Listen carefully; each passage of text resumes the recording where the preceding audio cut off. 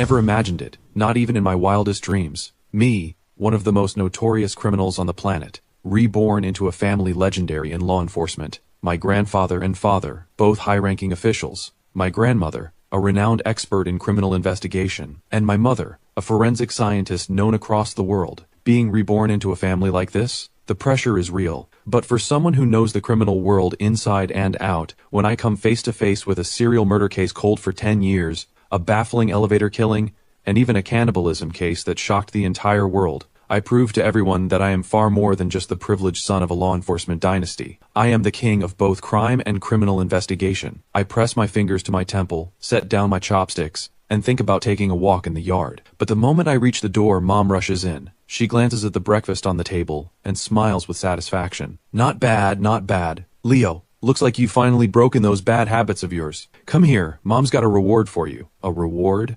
I lean in eagerly. What I don't expect. She grabs my face and twists it back and forth. I yelp. Mom, what kind of reward is that? She laughs. I don't have time to get you a real gift right now. Consider it an IOU. A major case just broke in King Do. I have to head back soon. She laughs and turns toward the stairs, but in her rush, the files in her hands slip and scatter across the floor. I walk over to pick them up, and can't help giving her a hard time. No wonder Dad says it's the world's greatest miracle that you ever became a forensic scientist. Look at you, just as careless as Dad. Mom's face flushes red with irritation. You dare make fun of me too? Fine. I don't have time for this. She stops arguing and turns to leave, but I grab her hand. When I picked up those files, I caught a glimpse of a crime scene photo. I frown. Mom, this case, it's not simple. Mom, Vivian Sue, looks at me with surprise. What do you know about it? Go do your own thing. School starts in a few days. Shouldn't you be studying? If she hadn't said that, I might have actually forgotten. Right now, I'm just a 17-year-old high school student. Second semester starts soon, senior year. But my attention stays fixed on that photo.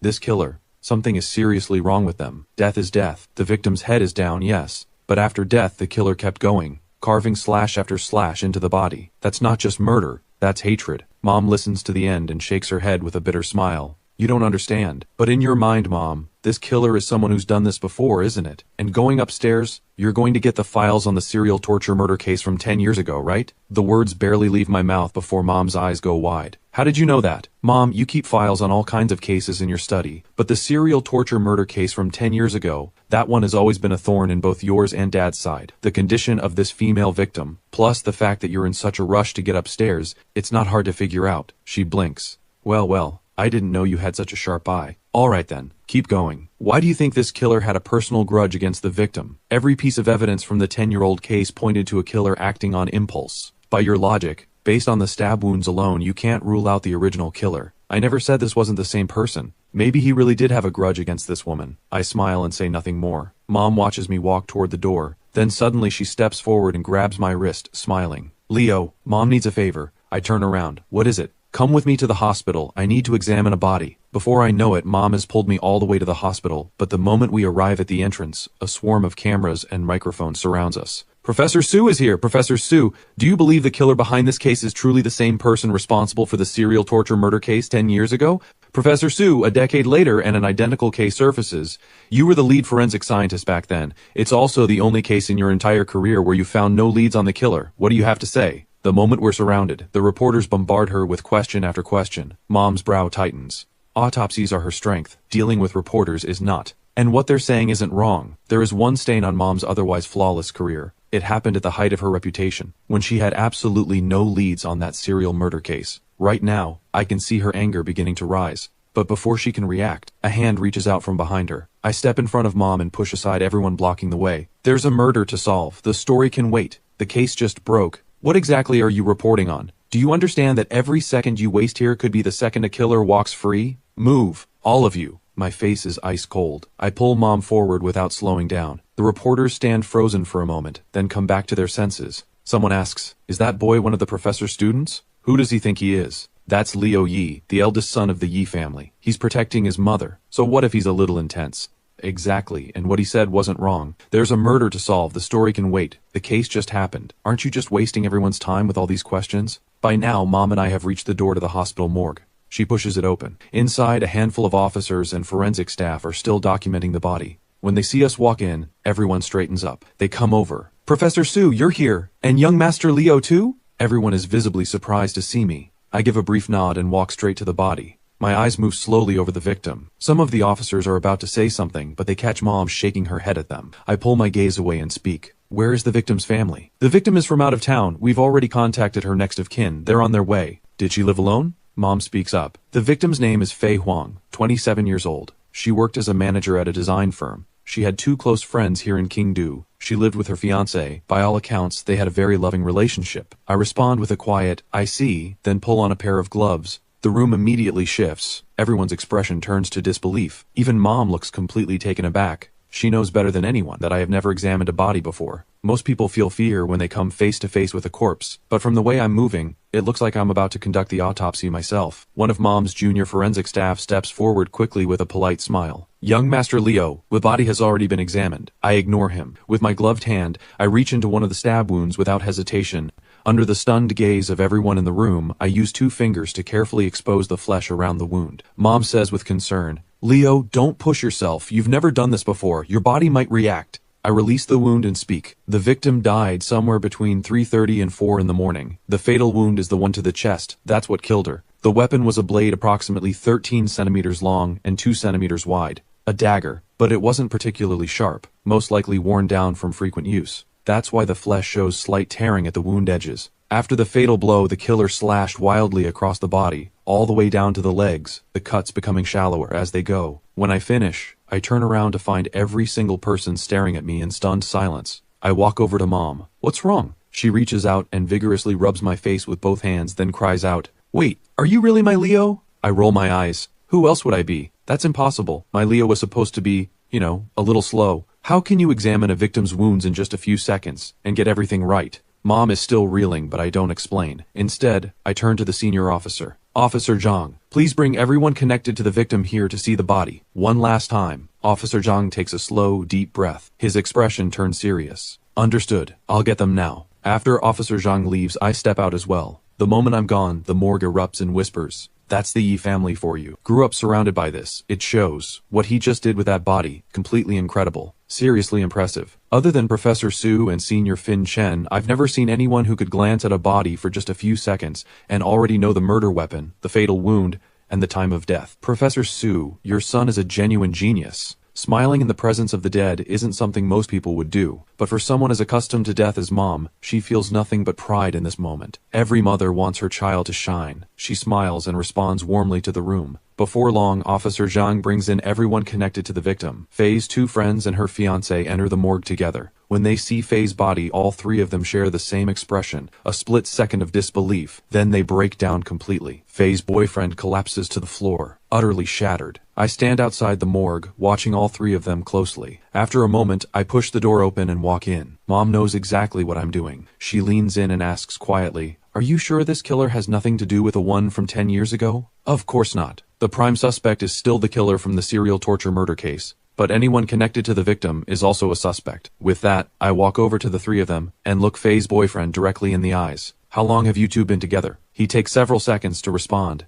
He finally looks up, and when he sees I'm just a teenager, he drops his gaze again. I shrug and turn to the 2 friends. And you 2, how long did you know her? We've known Fei for 4 or 5 years. We used to live together. We only moved out when Fei and Leon got serious about getting married. One of them speaks and the other follows. I just can't believe something like this happened to Fei. Who would do this? Why would anyone be so cruel? Finally, Fei's boyfriend Leon Lee speaks, but his voice won't stop trembling. It's my fault. I should have stayed with her last night. Why did I leave? If I had just stayed, none of this would have happened. I crouch down in front of him. Has she been busy lately? She wasn't leaving work until after 3 in the morning. She's been pouring everything into a design project. She finally got a breakthrough a few days ago and has been working around the clock ever since. I kept telling her not to rush, but she was so driven. Nothing I said made a difference. Leon's emotions surge again. It's my fault. Why didn't I just stay a little longer? I stand up. Officer Zhang, let them go home and rest. I'm not leaving. I'm staying with her. We were going to get married, just 2 or 3 months away. Why did this happen? Leon's voice breaks into a raw, anguished cry. Every officer in the room looks on with quiet grief. Even Mom, who has witnessed more death than most, lets out a long, quiet sigh. What a tragedy. I watch it all in silence.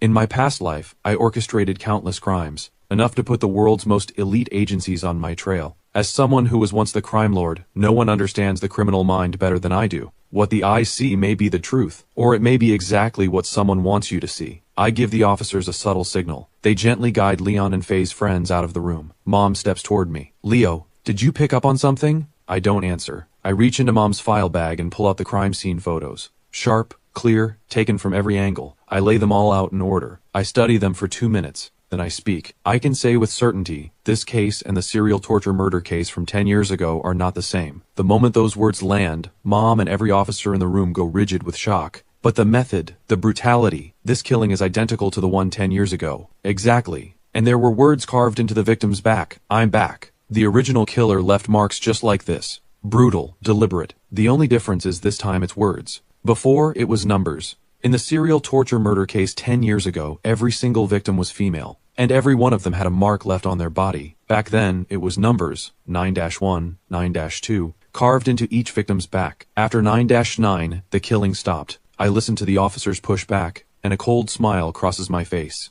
Are you sure the level of brutality is truly the same? Faye's body has at least 5 vital points where the blade was buried to the hilt. The victims 10 years ago, not one wound like that. Every slash was casual, almost careless, and each one penetrated to roughly the same shallow depth, barely breaking the skin. That tells us the original killer had exceptional control with a blade, and his profession almost certainly involved one. One of the officers speaks up. Even if the depth of the wounds differs, that's not enough to rule him out. The killer from 10 years ago was brilliant. Or maybe he was just playing games with all of you. This killer is nothing but a poor imitation. As I speak, I pull an old, worn photograph from Mom's file bag. It shows the back of one of the original victims. I press my finger to the bound wrists in the photo. I'm done going back and forth on this. I turn and head for the door. Leo, where are you going? I grin. I have a pretty good idea where to find the killer. We head straight to Faye's workplace. The office has no idea their manager is dead. I push open the door to the design firm. It's right at the start of the workday. Everyone at their desks looks half asleep. They all stare at me, Mom, and the 2 officers with wide-eyed confusion. One person stands up and walks over with a polite smile. Officers, how can we help you? We're here about your manager, Faye Huang, I say. The person blinks. Oh, you're looking for Manager Faye? Let me get her. She's always the first one in every day. She's definitely in her office. I stop them. Don't bother, she's dead. That single sentence hits the room like a shockwave. Eyes go wide everywhere. What? Manager Faye is dead? That can't be right. She was perfectly fine yesterday. How is that possible? She was here working late last night. Her fiancé was with her the whole time. The entire office erupts. The quiet morning air turns into chaos. I scan every face in the room. One of the officers behind me, worried about wasting time, calls out, "Everyone, please calm down. We're here to investigate. Has anyone noticed anything unusual about Faye recently? And has she had any conflicts with anyone here?" Before the officers finish, I cut in. Never mind that. Anyone who hasn't been at work recently, step forward. Both the officers and Mom look at me with surprise. I'm asking about the people who weren't here. Mom says under her breath, "Leo, it can't be that straightforward. The killer left absolutely no trace at the scene. That means they have real counter-forensic skills. Why would they leave themselves open to suspicion?" I smile without missing a beat. Just throwing it out there. 3 people step forward quickly. 1 man, 2 women, all young. All 3 wear varying shades of shock and grief on their faces. One of the women already has red-rimmed eyes. I walk over to her. Before I can say a word, she bursts into tears. "It can't be. How could Faye be dead? She was such a good person. How could this happen?" The tears keep falling. I grab a tissue from a nearby desk and hand it to her. "You were close to Faye, weren't you?" "I'm her assistant. I've been sick the past couple of days. She was the one who insisted I go home and rest. I came back today because I'm finally starting to feel better. I never imagined something like this could happen. I can tell she's genuinely unwell." She keeps coughing, and her voice is thick with congestion. I give a small nod and move on without pressing further. I step over to the young man next. He takes a breath. "I've been out of town on a work trip. Just got back today. And you?" I turn to the last woman. There's something about her. Mom's eyes have barely left her. Because when the news of Faye's death was announced, this woman's face showed the same shock as everyone else. But underneath it, just for an instant, there was something else. Relief. It vanished almost immediately, but not fast enough to escape Mom's eyes. Instinct has already told her this woman has some kind of history with Faye. I study her now too. Pretty, composed. "What about you? Why were you away?" "Something came up back home, so I took some time off." "How many days?" "A week," she says. I let a look of realization cross my face. 7 whole days. Was it something serious back home? "Not really. I was just tired. Needed a break." I hum quietly and turn away. 7 days. That's plenty of time for someone to study another person's methods. More than enough, really. Enough to pull off a decent imitation. At those words, many eyes in the room snap toward her. A deputy manager blurts out, "What exactly are you implying?" When Faye's body was found, she was bound with rope. Head down, body raised, words left on her back. Anyone who's lived in Kingdu long enough should know exactly what that means. Before I finish, a middle-aged employee stares wide-eyed and gasps. The serial torture murder case. Exactly, the serial torture murder case from 10 years ago. My voice drops to something cold and deliberate. The way Manager Faye was found, it matches every one of the 9 victims from 10 years ago. The woman who showed that flicker of relief, her body jolts. Whatever was in her eyes before is completely gone now. She looks up sharply, meeting my gaze, and her voice starts to stammer. Why are you looking at me like that? I didn't kill anyone. I give a cold laugh. But you had a grudge against Faye, didn't you? She slapped me once, but I would never kill her over that. She lifts her chin. I said you had a grudge. I never said you killed her. No need to get so worked up. After that, nearly every eye in the room is fixed on her. Her panic is growing. Her eyes dart left and right. Mom steps beside me and murmurs, "You suspect her?" I'm just observing. When we announced Faye was dead, there was satisfaction in her eyes. For a moment I almost thought she was the one, but now I understand everything. I turn to the sick girl. I almost forgot. What's your name? She blinks, then answers in a slightly hoarse voice. My name is Vera Wang. All right, Vera. I'd like you to come with us to the hospital morgue. She looks uneasy. Why me? I had no grudge against Faye. My smile shifts into something stranger. I never said you did. Didn't you say you were close to her? Then you should say your goodbyes. She finally nods. Fine. I'll go. I smile, and then I grab her hand. No matter how pitiful you look to everyone else, make no mistake, you are the killer. The office goes absolutely silent. Every single pair of eyes locks onto me and the girl whose hand I'm holding. Then someone snaps back to reality. Officer, you've got it wrong. There's no way Vera killed Manager Faye. You said this matches the serial torture murder case exactly. So shouldn't the killer be the same person from back then? And besides, Vera has no motive. Exactly. Vera is scared of bugs. And Manager Faye helped her. When Vera got into gambling debt, Faye was the one who paid it off. The colleagues keep defending her, but I immediately turn to the one who mentioned gambling. She gambles? Yes, she got pulled into online gambling, racked up serious debt. The last time her creditors showed up here at the office, it was Manager Faye who stepped in. I feel a cold laugh rise in my chest. My eyes fix on Vera like a hawk. I really hope this isn't a story about biting the hand that fed you. Take her to the hospital. I give the order. Send another team to search her place. Vera's face drains of color. I'm just going to pay my respects. What gives you the right to call me the killer? You couldn't catch anyone 10 years ago. Now the killer strikes again.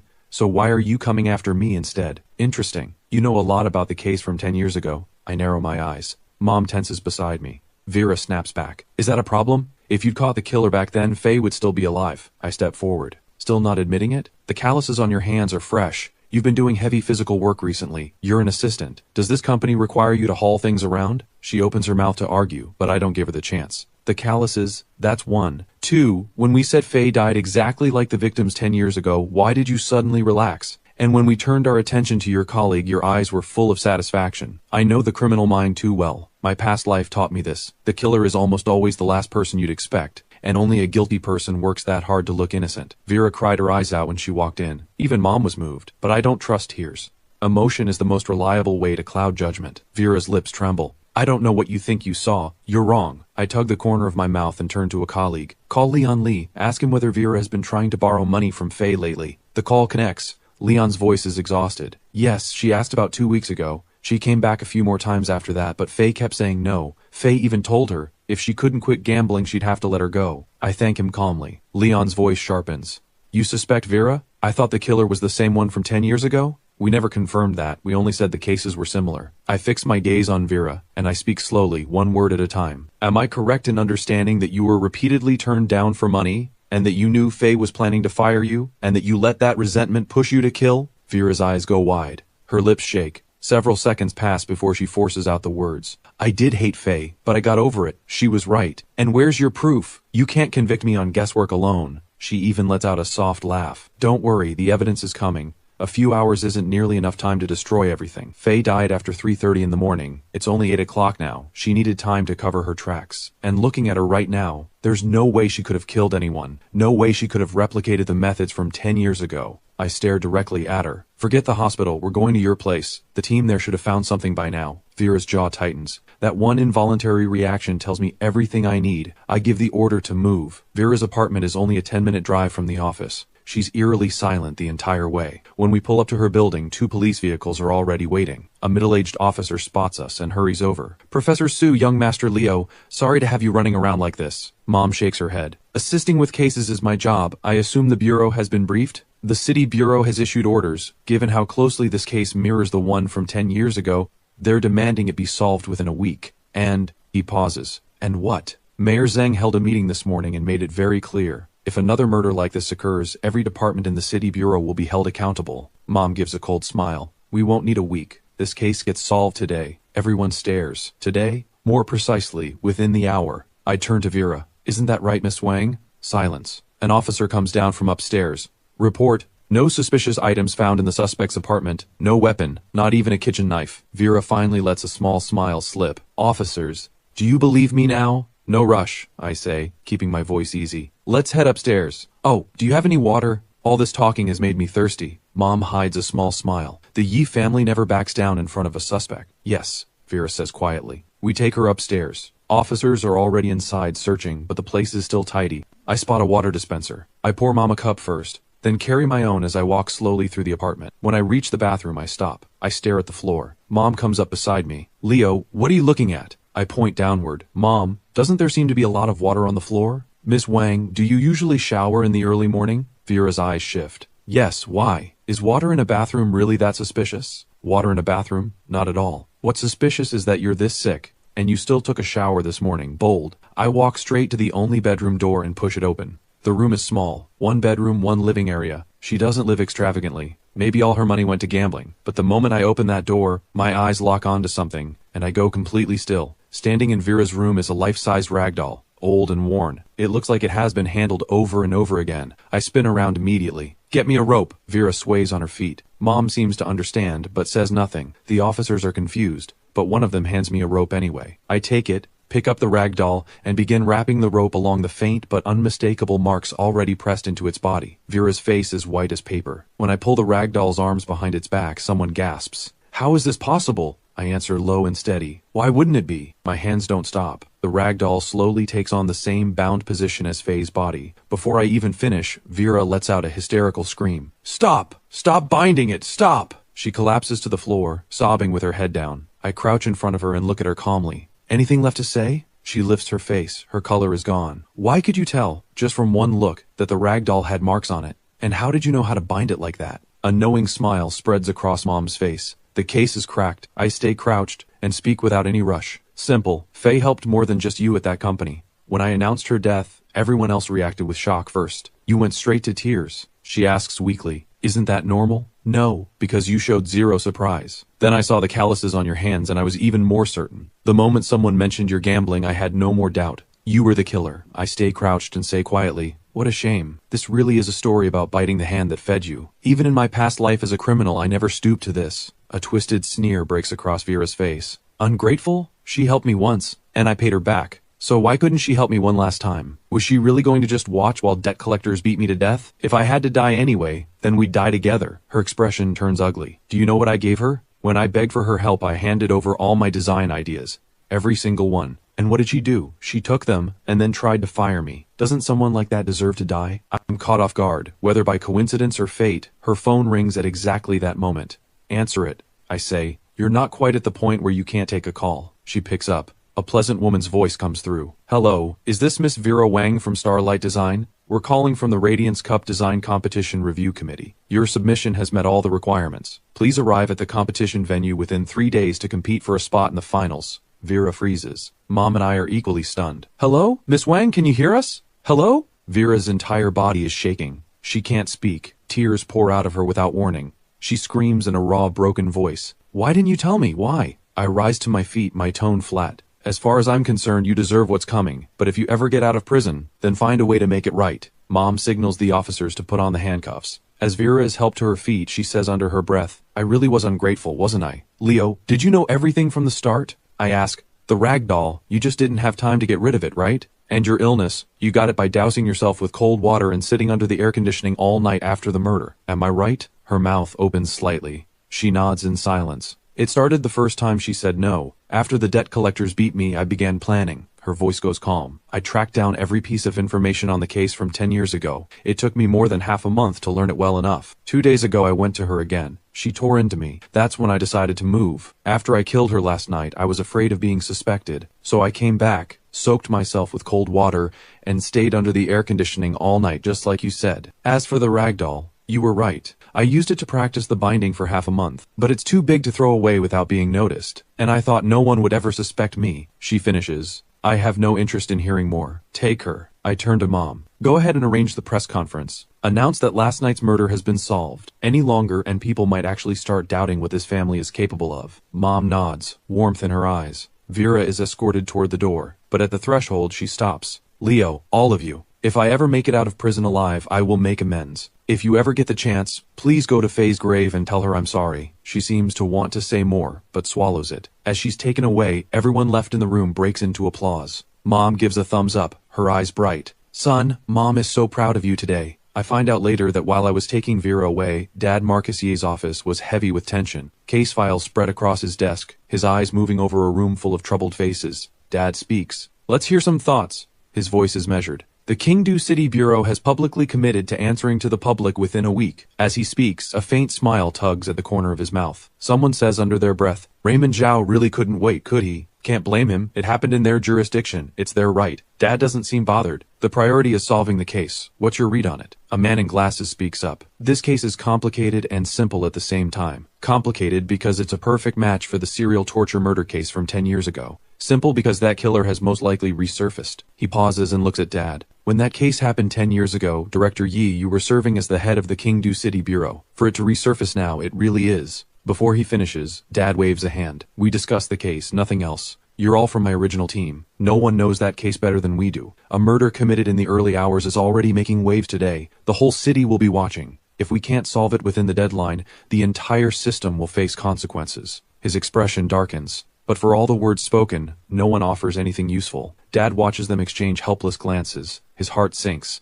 Maybe years of comfort have worn away whatever fire they once had. Just as frustration begins to overtake him, there's a knock at the door. The assistant opens it. An officer bursts in, barely containing his excitement. Director, great news! Someone snaps. What are you rushing in here for? Can't you see we're in a meeting? The officer looks flustered. Sorry, I got carried away. We just got word. The murder from last night has been solved. Dead silence falls over the office. 2-3 seconds pass. Everyone leaps to their feet, eyes wide. You're not joking. The killer from 10 years ago. They caught him. Finally, that monster is done. Surprise rushes across Dad's face, too. But the officer's expression falters. What's wrong? Was there a complication? Sir, the killer isn't the one from 10 years ago. The binding method, the state of the body, the blood markings on the back. Everything pointed to that old case. Exactly. We know that binding technique better than anyone. There's never been anything like it. It can't be wrong. Dad is just as bewildered. Then a voice drifts in from outside the door, full of pride. Just as I thought. You were all fooled by the method. Same as I was, at first. While everyone else was lost, one person saw clearly. Marcus Yi. The Yi family has raised quite a son. The only person who calls Dad by his full name like that is Mom, Vivian Su. Vivian, what do you mean? Leo was involved in the case? Dad looks completely lost. Mom nods, her tone certain. The killer's binding method was only roughly similar. We spent who knows how long studying the body.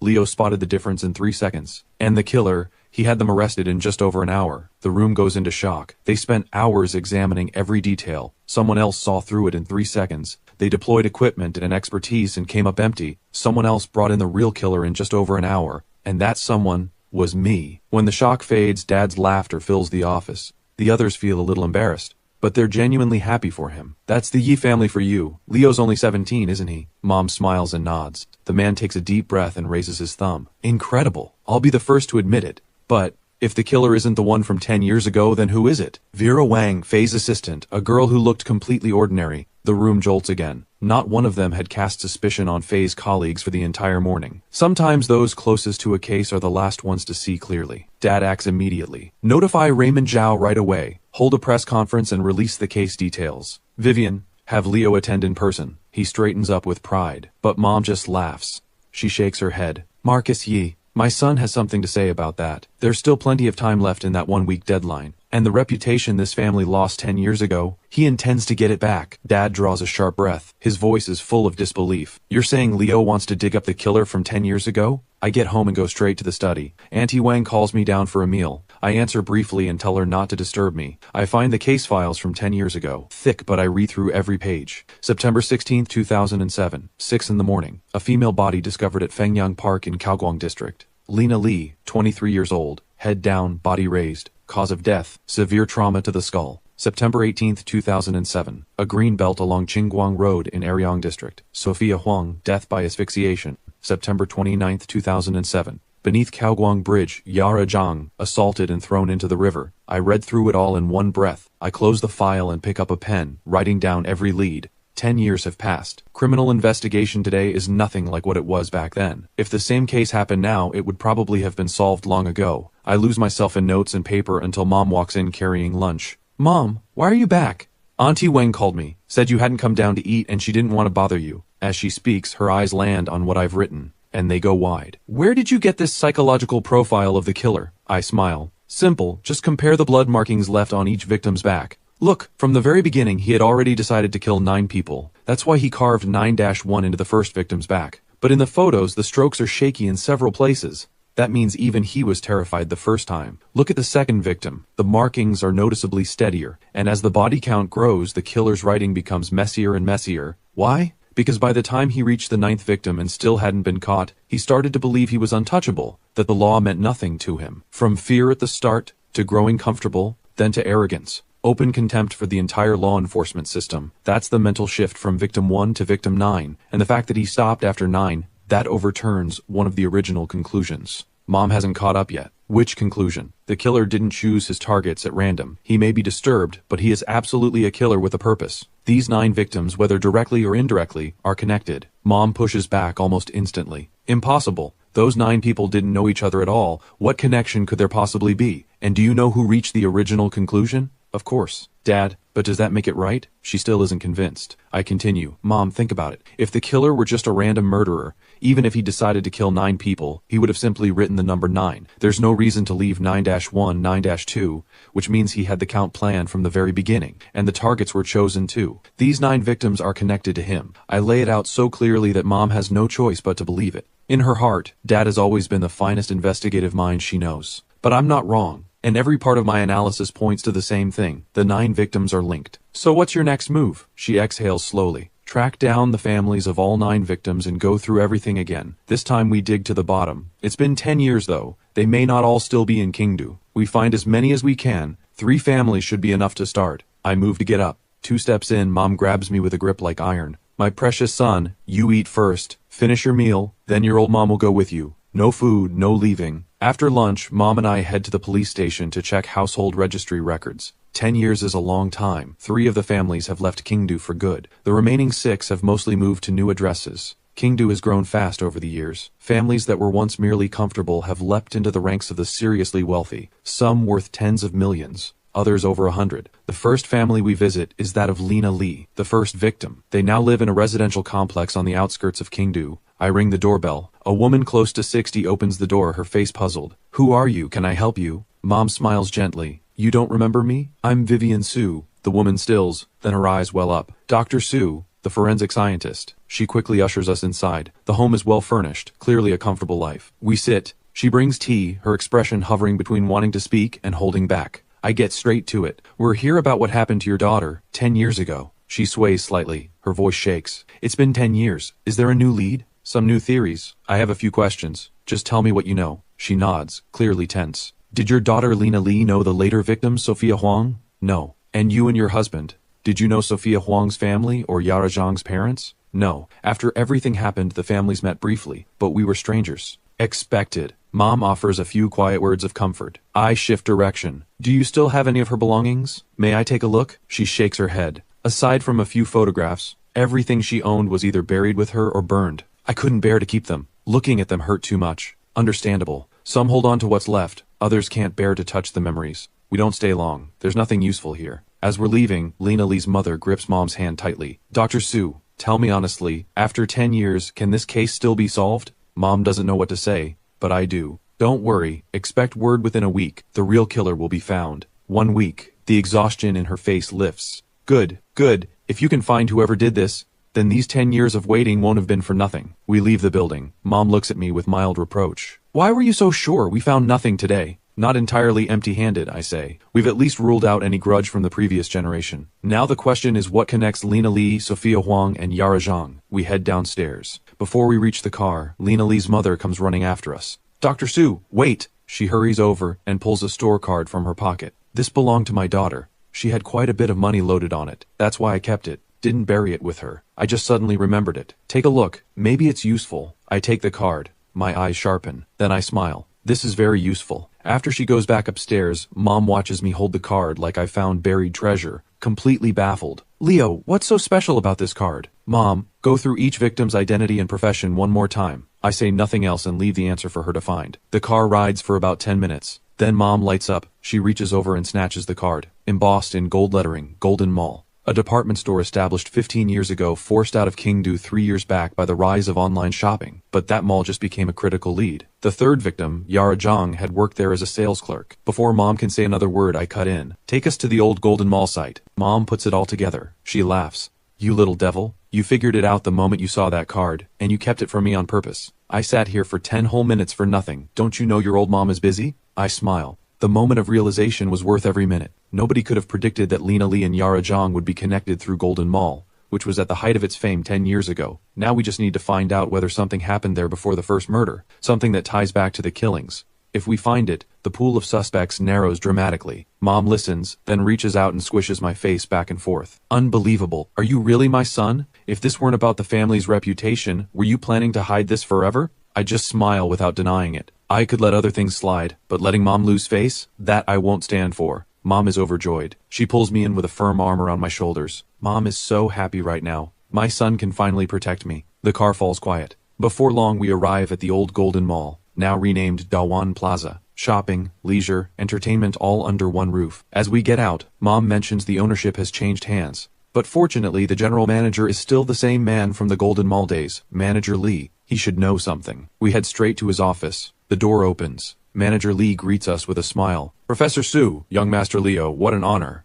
Once we're seated, he looks at us with visible curiosity. For both of you to come to me personally, I'm truly flattered. Please speak freely. I'll tell you everything I know. Mom gets straight to the point. We want to ask about one thing. 10 years ago, before September 16th, did anything significant happen at Golden Mall? Manager Lee blinks. He gives a dry laugh. Golden Mall, that's a long time ago. It's been so long I honestly can't remember. Understandable, 10 years is a long time. But I watch his eyes and a cold smile rises in me. So Manager Lee is saying he can't remember, and that nothing major happened at Golden Mall that year? My smile goes colder. All right then. We are formally requesting your assistance as officers of the law. Compile every incident of any significance from Golden Mall that year. Have it on Director Yi's desk by 9 tomorrow morning. Every detail, no matter how small, not one thing left out. Manager Lee stares. Young Master Leo, what do you mean by that? Every detail fully documented, Manager Lee. Your eyes tell me you've already thought of something, you just don't know how to say it. I stand. Since that's the case, this is how we'll proceed. Tomorrow at 9, I hope Director Yi gets to read your report.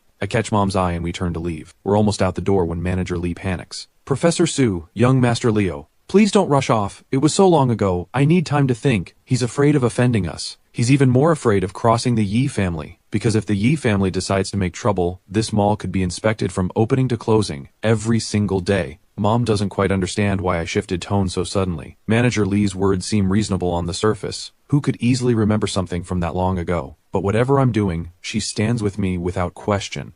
I stop and turn back. Manager Lee, I've made myself clear. We're here about the serial murder case from 10 years ago. If you're withholding information and we find out later, you will be held legally responsible. I turn to leave again. Manager Lee's jaw tightens. Fine, I'll tell you. Before September 16th, 10 years ago, something significant did happen at Golden Mall, and it involves me personally. I spin around. What happened? Why does it involve you? On September 10th, there was an escalator accident at Golden Mall. The victim was my son. He stops there. His eyes go red instantly. His expression twists into something raw and ugly. Mom and I both freeze. September 10th, 6 days before the first murder, Golden Mall really did have a tragedy. An escalator accident that killed a child. What happened? I press. Manager Lee sinks into the memory, his voice hollow. It was a weekend. My wife was busy, so I brought my son to the mall with me. I didn't think he'd run off to play on the escalator the moment I wasn't watching, and I never imagined the escalator would malfunction at exactly that moment. He was pulled in and crushed. His voice starts to shake. Do you know what happened, young Master Leo? His skull was crushed. Brain matter splattered across the inside of the escalator shaft. By the end, he looks like a wounded animal with nowhere left to go, eyes burning with rage. Mom says softly, I'm sorry. Manager Lee stares at the floor. He doesn't seem to hear her. I watch him for a long moment, then let out a quiet breath. I'm sorry, Manager Lee. We didn't expect this. He lifts his red-rimmed eyes and lets out a hollow laugh. Is there anything else young Master Leo and Dr. Su would like to know? The smile is laced with bitterness, as if asking, does it feel good to tear open old wounds? We don't linger. We leave his office and get back in the car. Mom sees me deep in thought. Leo, what are you thinking? I'm thinking about how 6 days connects manager Li's son, Lina Li, Sophia Huang, and Yara Zhang. Mom's eyes go wide. You're not saying manager Li is the killer? Not necessarily. Anyone connected to the case from 10 years ago is a suspect. Manager Li is one of them. So is everyone who worked at Golden Mall back then. I keep my voice low. I'm just thinking about whether 6 days was enough time for someone to devise a murder plan that meticulous. I prefer to put everyone on the suspect list first, then eliminate them one by one. Whoever's left, that's the killer.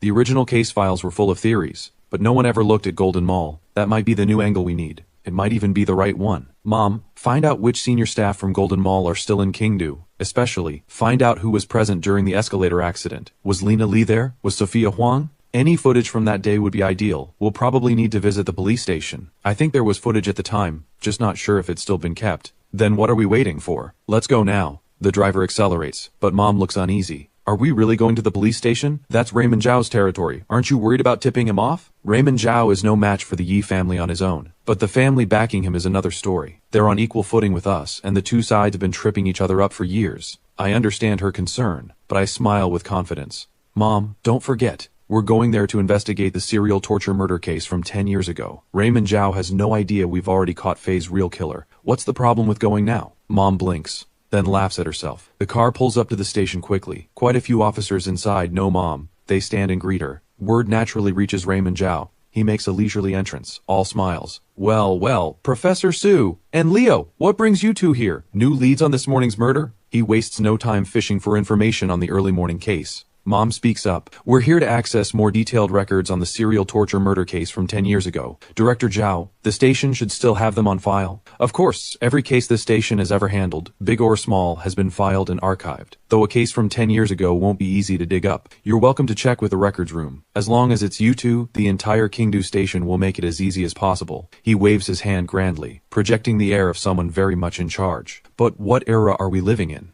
The digital age. The records room still exists, but most files have been digitized and stored permanently on computer. Going through physical files could take forever. Mom's expression tightens. Director Zhao, can't we access the digital records? I'm terribly sorry. Our entire computer system is undergoing upgrades today. Temporarily unavailable. If you're willing to wait, feel free. Mom is about to push back, but I speak first, with a smile. No need. We'll search the records room ourselves. Raymond Zhao smiles coolly. Young Master Leo, Professor Su has clearance to access records. You do not. You're right, I say. I'm not part of the law enforcement system. I have no clearance to view classified files. But that's not a problem. I smile lightly. Director Zhao, your information is a little behind. I wasn't part of the system before, but as of 1 second ago, I've been officially appointed as a special investigator on this case. If you don't believe me, call Director Yi. I'm not saying a few minutes ago, not a few hours ago, 1 second ago. Raymond Zhao's face shifts immediately. Someone, escort Professor Su and young Master Leo to the records room. Take all the time you need. Mom knows this place well. It used to be Dad's office building. She waves off the escort and heads to the records room herself. Inside, 2 older officers greet us.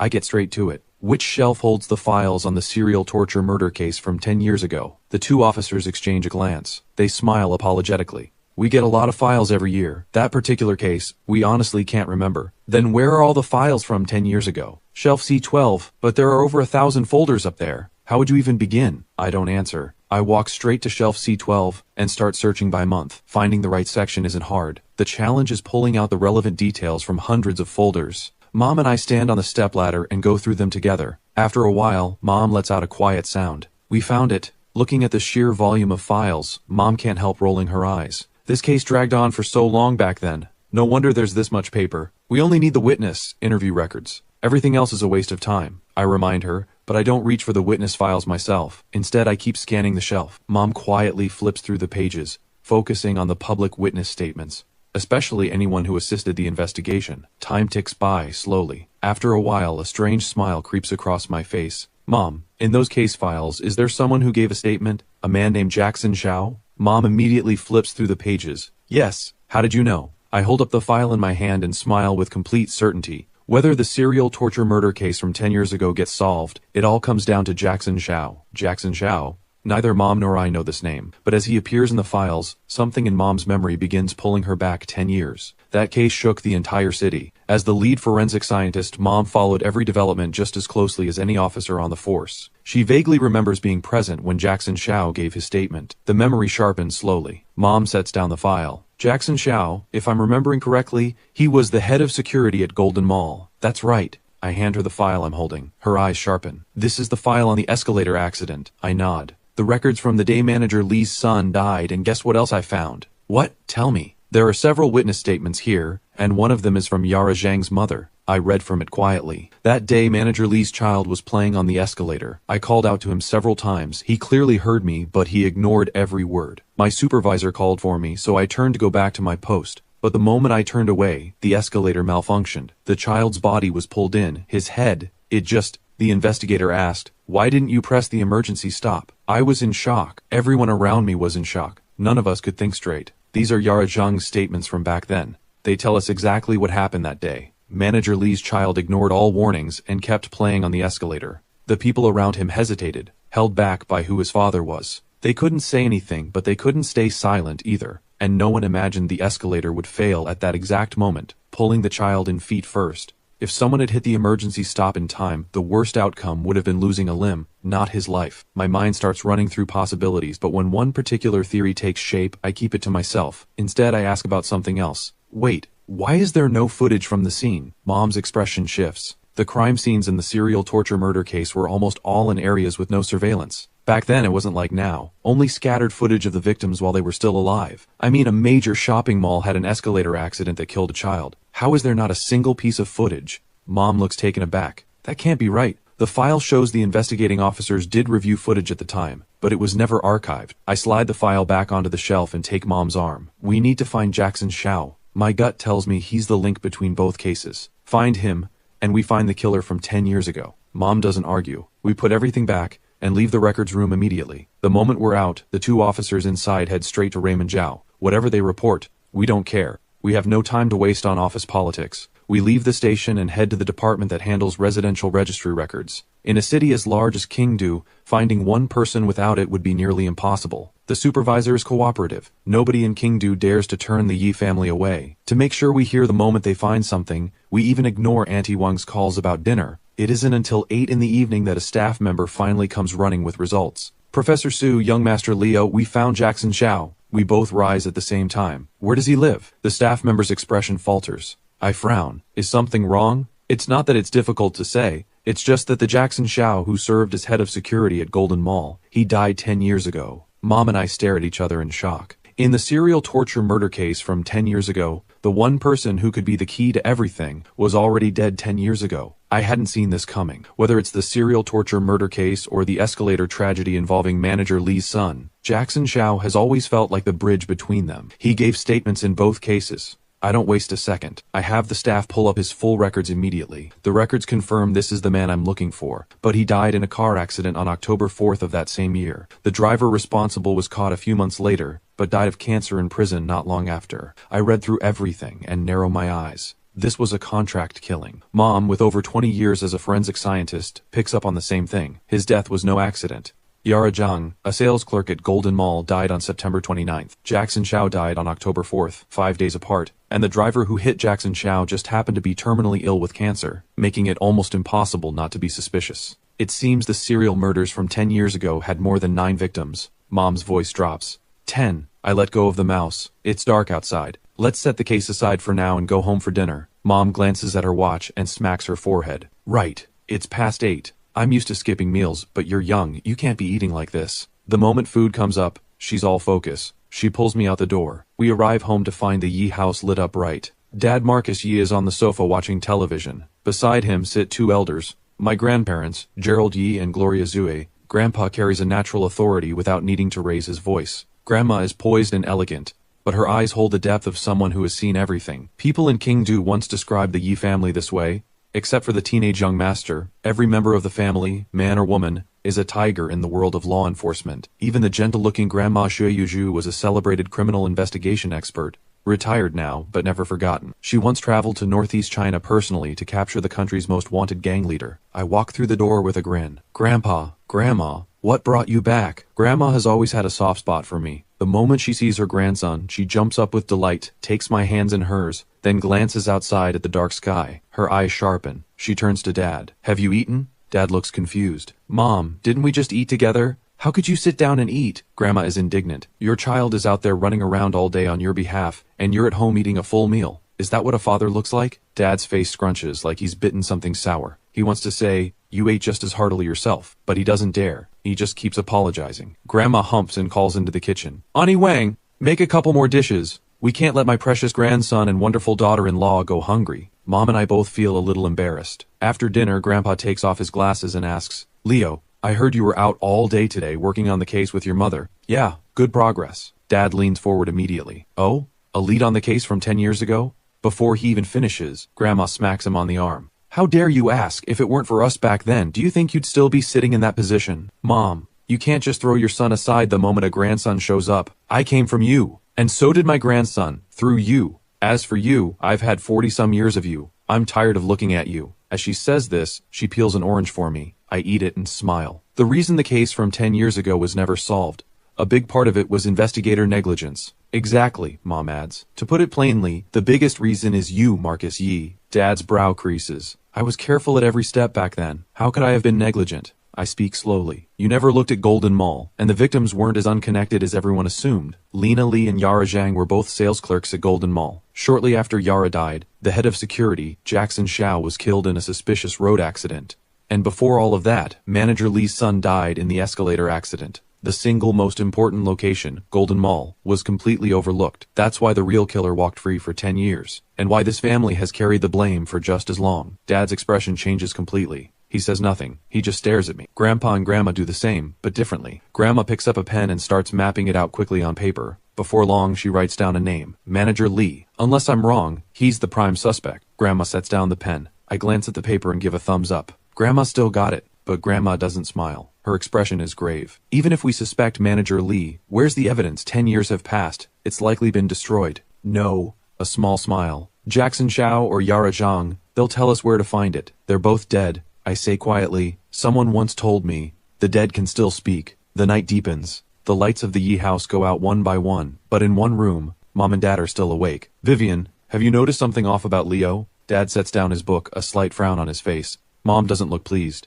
And you have the nerve to say that, if this weren't tied to the case from 10 years ago, do you think he'd be stepping forward like this? Right now, public opinion is linking Faye's murder to the one 10 years ago. If we can't give people answers, what will that mean for this family? I understand the stakes, but Faye's case has already been resolved, hasn't it? Mom scoffs. Marcus Yee, sitting in that high seat has made you soft in the head. If you stood up and told everyone the killer was Vera Wang, how many people would actually believe you? The case from 10 years ago left a mark on this city that never healed. Faye's death has been all over the news. The whole city is in an uproar. Every street corner is buzzing with talk that the killer from 10 years ago is back. The online backlash is impossible to contain. People have even dug up the names of the lead investigators from back then, and the attacks are pouring in. Dad's eyes open. You're right. No one would believe us. That Vera Wang dropped a time bomb right in our laps. Mom's tone softened slightly. But setting that aside, I'll admit I'm amazed. Our son used to be so timid. A little spoiled even. Nothing like what you'd expect from a family like ours. But spending the whole day with him today, I feel like I never really knew him. He truly is my son. By the end, she can't help patting herself on the back. Dad sits a little straighter, pride written across his face. But neither of them could have imagined that in the quiet of this late night, someone would open a door and slip out of the house. That someone is me. It's nearly midnight.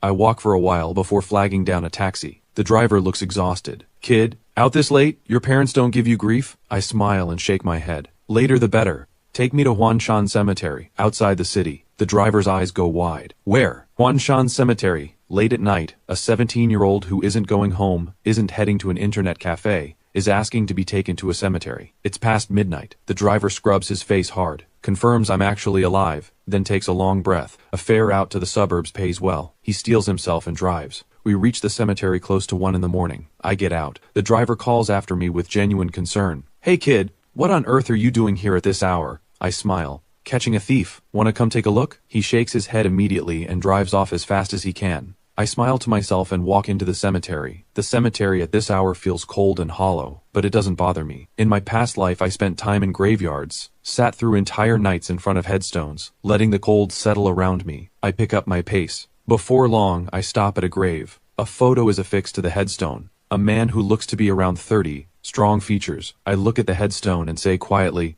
Jackson Xiao, Do you think your old superior, Manager Lee, will come to visit you tonight? I step off to the side. As someone who was once a criminal myself, I understand a certain type of mind all too well, especially those who have committed serious crimes and were never caught. Inside, they are arrogant and untouchable. In public, they may appear perfectly ordinary, but turn your back, and their eyes go cold as a snake's. Some even let their guard slip on purpose, playing games, drawing people in. Manager Lee didn't leave a strong impression on me at first. He seemed like the most ordinary person in the world, but if he is the killer, then he'll have already realized that Jackson Xiao's name could surface, and once that thought takes hold, he might just come to this grave to share what he's accomplished over the past 10 years. It's a long shot, but Manager Lee is a lonely man. Over the past decade, he divorced his wife, has no children, lives alone every day. Now that everything from 10 years ago is being dug up again, if I put myself in his position, if that were me, I'd want to talk to someone too. But for a man with blood on his hands, the only one he can speak his secrets to is the dead. Time passes, second by second. After a long while, something catches the edge of my vision. A faint light. A flash below in the cemetery, gone almost immediately, but I caught it. A few minutes later, a figure in a sharp suit appears at Jackson Xiao's grave. He sits down, lights a cigarette in silence, and then speaks, his voice thick with cold amusement. Jackson Xiao, someone has finally started remembering what I did 10 years ago. Some nobody decided to copy my methods, couldn't even tie the rope right and had the nerve to impersonate me. Don't you find that pathetic? But those idiots at the station, just as useless as they were 10 years ago. Tell me, should I make a real comeback? I killed for my son's revenge back then, but I never expected killing would become something I craved. Do you have any idea how much I've been itching these past 10 years? As his words fade, I speak from the shadows. Manager Lee, why don't I give you that chance? Let's scratch that itch of yours. I step out of the dark. Manager Lee's face floods with shock. What are you doing here? He leaps to his feet. I smile softly. Relax. You're a man who evaded law enforcement for 10 years. A genuinely high-intelligence criminal. Getting rattled this easily doesn't suit someone like you. His expression shifts through shadow and uncertainty. A moment of silence, then he speaks. You suspected me the moment you saw me this afternoon, didn't you? No, let me rephrase that. The moment we came to find you, you knew it was almost over. Manager Lee lets out a full laugh. I know you're probably wearing a recording device. But you do know, a recording made without willing consent can't be used as evidence. I shake my head. I'm not as complicated as you think. I've never been interested in recordings. I came to see what kind of person you really are. He frowns. He doesn't quite believe the no recording part. It can't be used as primary evidence, but it could still help. But looking at me, he starts to probe with a cold smile. So what kind of person do you think I am? Someone who's genuinely good at this. By the way, where did you learn that binding technique? There were only a few days between your son's death and Lena Lee's murder. That's nowhere near enough time to learn something like that. I think you already knew it. A flash of pride crosses his face. That binding method caused more panic than you can imagine 10 years ago. People had the same nightmare, dreaming of being bound that way, waking up drenched in cold sweat. Manager Lee clearly has no intention of telling me more. He says coldly, guess. He turns and starts walking away. I watch his back and speak evenly. Wait, still trying to get something out of me? He turns with a cold laugh. Leo, I came tonight to visit a former subordinate. Nothing in the law says you can't visit a grave in the middle of the night. And everything you've said, I haven't understood a word of it. So even if you think I'm the killer, without evidence, I am still just Manager Lee, General Manager of Dawan Plaza. He finishes and laughs again, loudly, then walks away without looking back. I let out a quiet sigh. That arrogant. He's asking for it. The words barely leave my mouth before I grab him by the hair. He freezes with shock. In his mind, if it weren't for who my family is, he wouldn't even bother talking to me. A 17-year-old kid, gifted or not, still just a boy who hasn't seen the world. But he didn't count on my grip being this strong. The moment I grab him, he can't move at all. Leo, what do you think you're doing? You're the son of a great family. Don't tell me you're willing to break the law. Let go of me. Manager Lee knows the law well. He spent years studying it, watching for every loophole, preparing for the day he might get caught. But he overlooked one thing. I am someone with no leash and no hesitation. Even if I put you down right here, who's going to do anything to me? I say with a quiet laugh. My foot comes down on his left leg. There may be someone in Kingdu who could hold me accountable, but that person is definitely not you, Manager Lee. I barely look like I'm applying force. Then comes a sharp crack. He screams. I crouch in front of him, eyes narrowed, smiling. You don't have to tell me, I already know. Lena Lee, Yara Zhang, Sophia Huang, on the day your son died, they were all standing near that escalator. They watched your son die. And because they stood there and did nothing, you decided they were responsible for your son's death. That hatred made them your targets, and one by one, you killed them. Am I right? In the escalator accident files, only Yara Zhang's statement was recorded. because she was the only one among the 9 victims who worked at Golden Mall. But that day, whether by coincidence or something else, all 9 of them happened to be near that escalator when it happened. Manager Lee seems to forget the pain entirely. His eyes go wide. His face is covered in disbelief. The look on his face asks one question. How do you know something no one else knows? I lift my foot.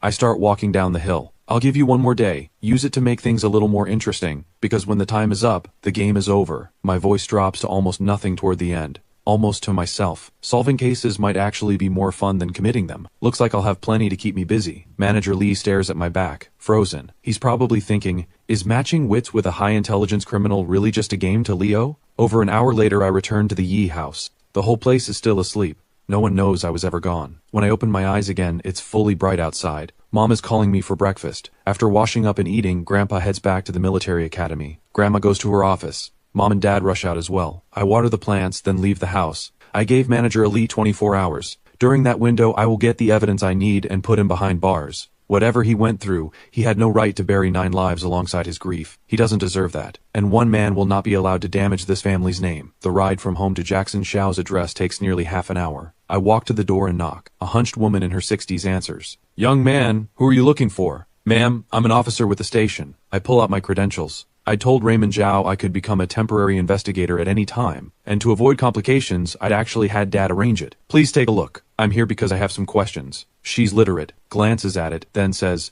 there's only me here, just an old woman. What could possibly concern the law? I'm caught off guard. This tiny apartment, barely 30 square meters, and she's completely alone. I step inside and accept the tea she offers with both hands. The tea has gone a little stale, but I don't say a word. I take a sip. Ma'am, where's the rest of your family? Bitterness crosses her face. My son passed in an accident 10 years ago. My husband couldn't take the loss. He followed a month later. We were such a good family, all 3 of us. Now it's just this old woman, alone for 10 years. My eyes narrow slightly. I hadn't expected Jackson Xiao's family to look like this. Jackson Xiao was killed because he knew Manager Lee's secret. His father died of heartbreak after losing his only son. Manager Lee, directly or indirectly, has 11 lives on his hands. The weight of that lands hard, but my face stays steady. I see. Ma'am, I'm sorry to have to ask this, but I'm here about your son, Jackson Xiao. A case from 10 years ago. Through careful investigation, we believe your son may be the most important witness. She sighs. My son has been gone for 10 years. I don't know anything about what he was involved in. Won't you just be wasting your time?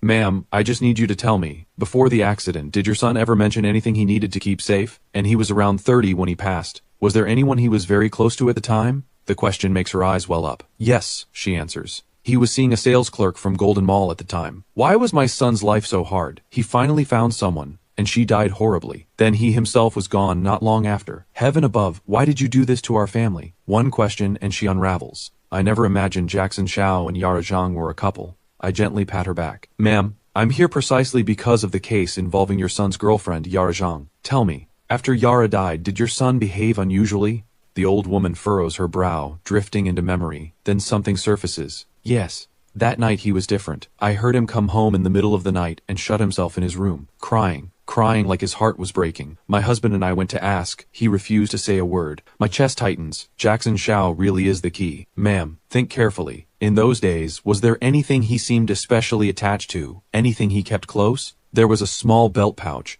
He carried it with him almost every day. But on the day of the accident, he'd left it at home. When we held his funeral, I buried it with him. My heart sinks. From what she's just told me, it's almost certain. The most critical evidence is inside that pouch. But the pouch was buried with him. To get to it, we'd have to open Jackson Xiao's grave. But for someone of her generation, would she ever allow it? Looking at her grief-stricken face, I feel the weight of it. But without opening that coffin, there's no evidence. After a moment, I test the waters. Ma'am, do you truly believe your son died in an accident? She blinks slightly. Yes, the driver admitted it in court, didn't he? But did you know he had terminal cancer? He died in prison shortly after being sentenced. She nods slowly. I found out later. That accident destroyed his family too. I hated them at first, but what good does hate do in the end? Between her words, I hear something else. She is someone who has found a way to make peace with herself. Otherwise, she could never have forgiven the person responsible for her son's death simply because his family suffered too. Ma'am, if I told you your son was deliberately murdered, would you believe me? Her eyes go wide. She can't speak for a long moment. I guide her to sit, and speak slowly. Ma'am, I can't say for certain yet, but his death is directly connected to the serial torture murder case that shook Kingdu 10 years ago. And whatever is in that buried pouch, it's critical. You mean, Take it out? Her voice trembles. I nod firmly. He's been gone for 10 years. But if he was truly murdered, don't you want to find the real killer so he can rest in peace? Tears pour down her face. She keeps repeating, how can we do this? He's been lying in there for so many years. Do we have to disturb him? Ma'am, you are a reasonable woman. You even found it in yourself to forgive the driver who killed your son. Why won't you let him die with the truth known? She falls silent again, head bowed, saying nothing. I don't push. I wait for her to decide on her own. Time passes, second by second. Finally she looks up. Does it have to be this way? We looked at that pouch. There was nothing in it. Ma'am, maybe it wasn't examined carefully enough at the time. If there really is nothing inside, I promise I'll have your son moved to a better resting place. But there's one condition. It has to be today. Wait any longer and things may change. The old woman stops hesitating. She nods. All right, I'll trust you. I pick up my phone immediately and arrange for a professional team to go to Huanshan Cemetery to open a grave. I also arrange for a ceremonial rite to be performed. Understood, young Master Leo. When will the team arrive? The grave must be opened before this evening. Everything done by 4 o'clock. I hang up. I turn to Jackson Xiao's mother. Ma'am, let's head to Huanshan Cemetery now. Young man, you really think Dajiang won't blame me for this? I give her shoulder a gentle pat. If he was murdered, he'd only blame you for not finding out the truth. She says nothing more. We go together. Before long, the ceremony master and the workers arrive. I give a nod. As the work begins, I already know something important. Jackson Xiao may not have died unjustly. He and Yara Zhang were a couple, and if he truly had evidence against Manager Li, he should have gone straight to the authorities. But he didn't, and a few days later, Manager Li had him killed. There's only one explanation. Jackson Xiao and Manager Li shared a secret that couldn't be spoken aloud. I would never say this in front of his mother, otherwise there's no way she'd let us open the grave. After the ceremony is performed, the workers move in. After a long while, the coffin is brought up from the ground. There is no intact body inside. Cremation has been standard practice for years. Only a few personal belongings, and the pouch. The coffin is brought up. I look at the weeping old woman and ask gently, Ma'am, may we open it? Go ahead. If there is an injustice, he would want it known. She wipes her eyes. I nod to the workers. With a slow creak, the coffin opens. The first thing I see is the pouch. I reach in and grab it. I pull the stiff zipper open, but when it's open, it's completely empty, as if nothing was ever placed inside. 10 years underground, the fabric has changed, but things don't simply vanish. I stay calm. I reach in and run my fingers carefully along every surface. No one around me understands what I'm doing, including the old woman herself. She knew the pouch was empty, but I insisted it held critical evidence, and that's why she agreed to open the grave. And she had her own reasons too. She wanted a better resting place for her son. Young man, can this pouch really be used as evidence? She sounds uneasy. I'd known all along that she knew the pouch was empty, but I don't blame her. The evidence has been found. Ma'am, unless something goes wrong, your son's true cause of death will be made public tonight. I turn to the workers. Have Mr. Xiao's remains kept at the funeral home for now. A new burial site will be arranged within 2 days. The old woman grabs my hands, overcome. Young man, you knew I lied to you. Why are you still doing this? Every parent's heart is the same, ma'am, and the Yi family keeps its word. What's promised won't be taken back. Besides, the pouch isn't empty after all, is it? I don't stay. I take a car straight to Mom's office. She's going back through the autopsy reports on Lena Lee and the other victims, hoping to find something new in the old records. When the door swings open, she's about to object, then sees it's me, and her expression shifts to surprise. What are you doing here? Mom, call Dad. We can issue the arrest warrant for Manager Lee right now. Arrest Manager Lee? You have evidence? She gasps. See for yourself. I pull out the pouch with a hint of mystery, the stitching already unpicked by my hand, and draw out a folded photograph from inside. The fold is tight and small. The photo is dark and blurry, nearly all black, but a single streak of silver light cuts through the darkness, illuminating a face. Yara Zhang was never killed at Chaoguang Bridge. She was killed at Chaoguang Park, which has since been demolished. Using the decorative lights along the park's flower beds, Jackson Xiao captured Manager Lee and Yara Zhang on camera. Mom is stunned beyond words. The original investigation assumed the primary crime scene was Chaoguang Bridge. No one imagined the real location was Chaoguang Park, and no one could have imagined that while a brutal killer was taking a life that night, someone else was hiding in the shadows, using what little light existed to photograph the killer's face.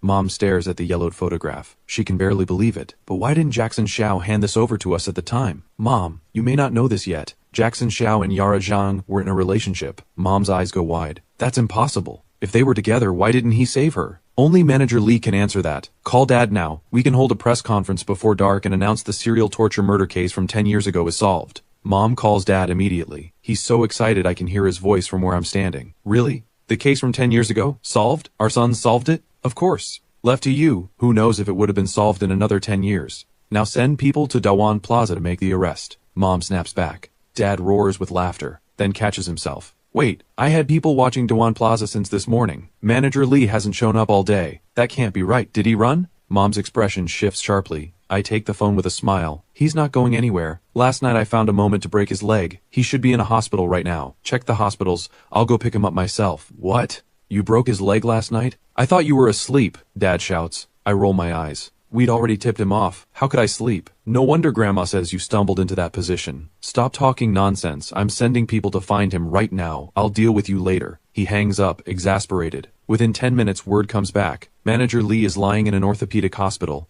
A photograph buried for 10 years has become the most critical piece of evidence. But sending anyone else to handle Manager Lee, I'm not confident they can break him. Too much time has passed. One photograph alone isn't ironclad proof. But that's fine. I'm already on my way to the hospital. Manager Lee isn't going anywhere. As expected, he's lying in a hospital bed. Left leg in plaster, expression dark. He doesn't believe I could actually find evidence against him. But the moment he pictures my face, resentment surges through him. Leo, you think breaking my leg traps me here and gives you time to dig things up? Don't flatter yourself. 10 years and nothing touched me. You're a kid. Sure, you're capable. But when it comes to brains, you're nowhere close. A vicious smile creeps across his face. In all of Kingdu, he's just a nobody. But this nobody once threw an entire city into panic. He's confident, defiant. He glances at the clock. 3 in the afternoon. Less than 2 hours until the evening deadline he'd agreed to with Leo. Will Leo actually show up with officers to arrest him? He lets out another cold laugh, but the smile hasn't even faded when the hospital room door bursts open. 7 or 8 officers flood in, weapons trained on him. Manager Lee goes blank, staring, mouth almost forming words. But when he sees me step out from behind the officers, something inexplicable grips him.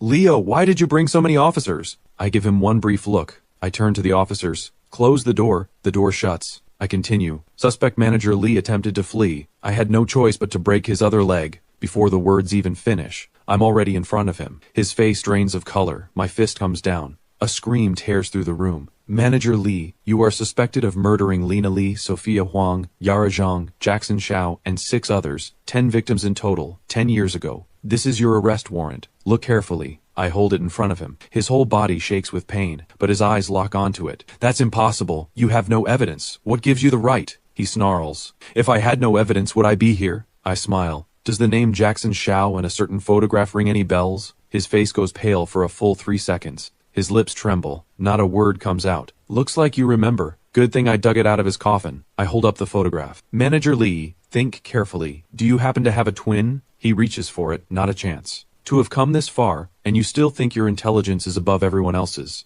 Still think your methods can outsmart every investigator in the system. Manager Lee, you got careless. When you paid that dying driver to kill Jackson Xiao 10 years ago, you should have finished the job, not destroying that one piece of evidence that makes you a failure. My voice is ice. He deflates completely. He sinks back against the bed. You really dug it out of his grave. He's been buried for 10 years, and you still managed to pull out something that matters. I thought what goes into the ground stays safe. I hold his gaze. Talk. That night. Why didn't Jackson Xiao stop you from killing Yara Zhang? Why did he only take a photo? That's what I'm most curious about. Jackson Xiao and Yara Zhang were a couple. Any man watching someone kill the person he loves, he wouldn't stand there taking photos. Manager Lee says nothing. He closes his eyes. I know exactly what he's thinking. I smile. You're thinking about how to minimize your sentence. Forget it. With me involved, you're not getting out of this. He slowly opens his eyes. He asks a strange question. Leo, are you really only 17? I pause. I touch my own face. I smile. What do you think? Your mind. Your intelligence. There's no way you're just a kid. He says it through gritted teeth. I give a quiet smile. That's not important. What's important is that you owe me an answer. After a long exhale, he speaks. Honestly, I don't fully understand why Jackson Xiao did what he did that night. All I know is he came to me later demanding 500,000 to keep quiet. I knew immediately, someone like that can't be bought. He had to be eliminated. But I think there must have been something serious between him and Yara Zhang, something unresolvable. At the time, a manager at the mall was also pursuing her. When I moved in, she was still on the phone with him. Maybe Jackson Xiao had his own resentment toward her. And besides, Jackson Xiao came from nothing. Head of security, yes, but the pay was never much. More likely he saw this as a way to get money. Or maybe he didn't arrive until after I'd already killed her. There's only one photo. It shows me sitting beside her body after the fact. I start to understand. Though only Jackson Xiao truly knows why. Love has a way of blinding people more completely than anything else. Enough about him. Did you really take out 9 people just because of what happened to your son on that escalator? At that, something savage ignites in Manager Lee's eyes. His voice drops low. Do you know, Lena Lee was standing right next to my son. She was quick.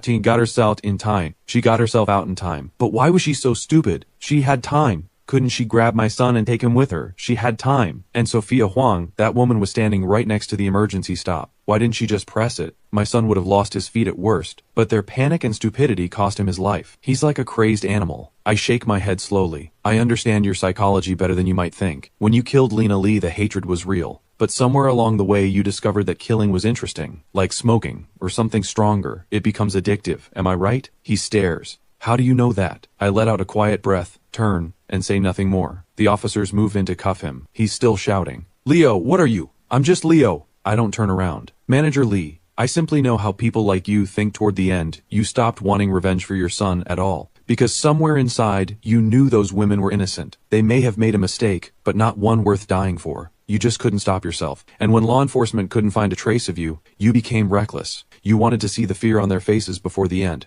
You enjoyed touching their cold bodies afterward, didn't you? By the time I finish, I'm already out the door. Manager Lee stares at my back, unable to speak. I wasn't wrong. By the time he killed Sophia Huang, the hatred was already gone. He just hadn't expected killing to become a need. Manager Lee is dragged away with 2 broken legs in cuffs. I stand outside the room and call Dad. Has everything been arranged with the driver's family? All taken care of. They'll testify when the case goes to trial. Dad's voice is warm. I can tell he's genuinely happy. Oh, there's a press conference this evening. Come along. Not interested. The moment the case is closed, I'm no longer part of the system. I'm still a student.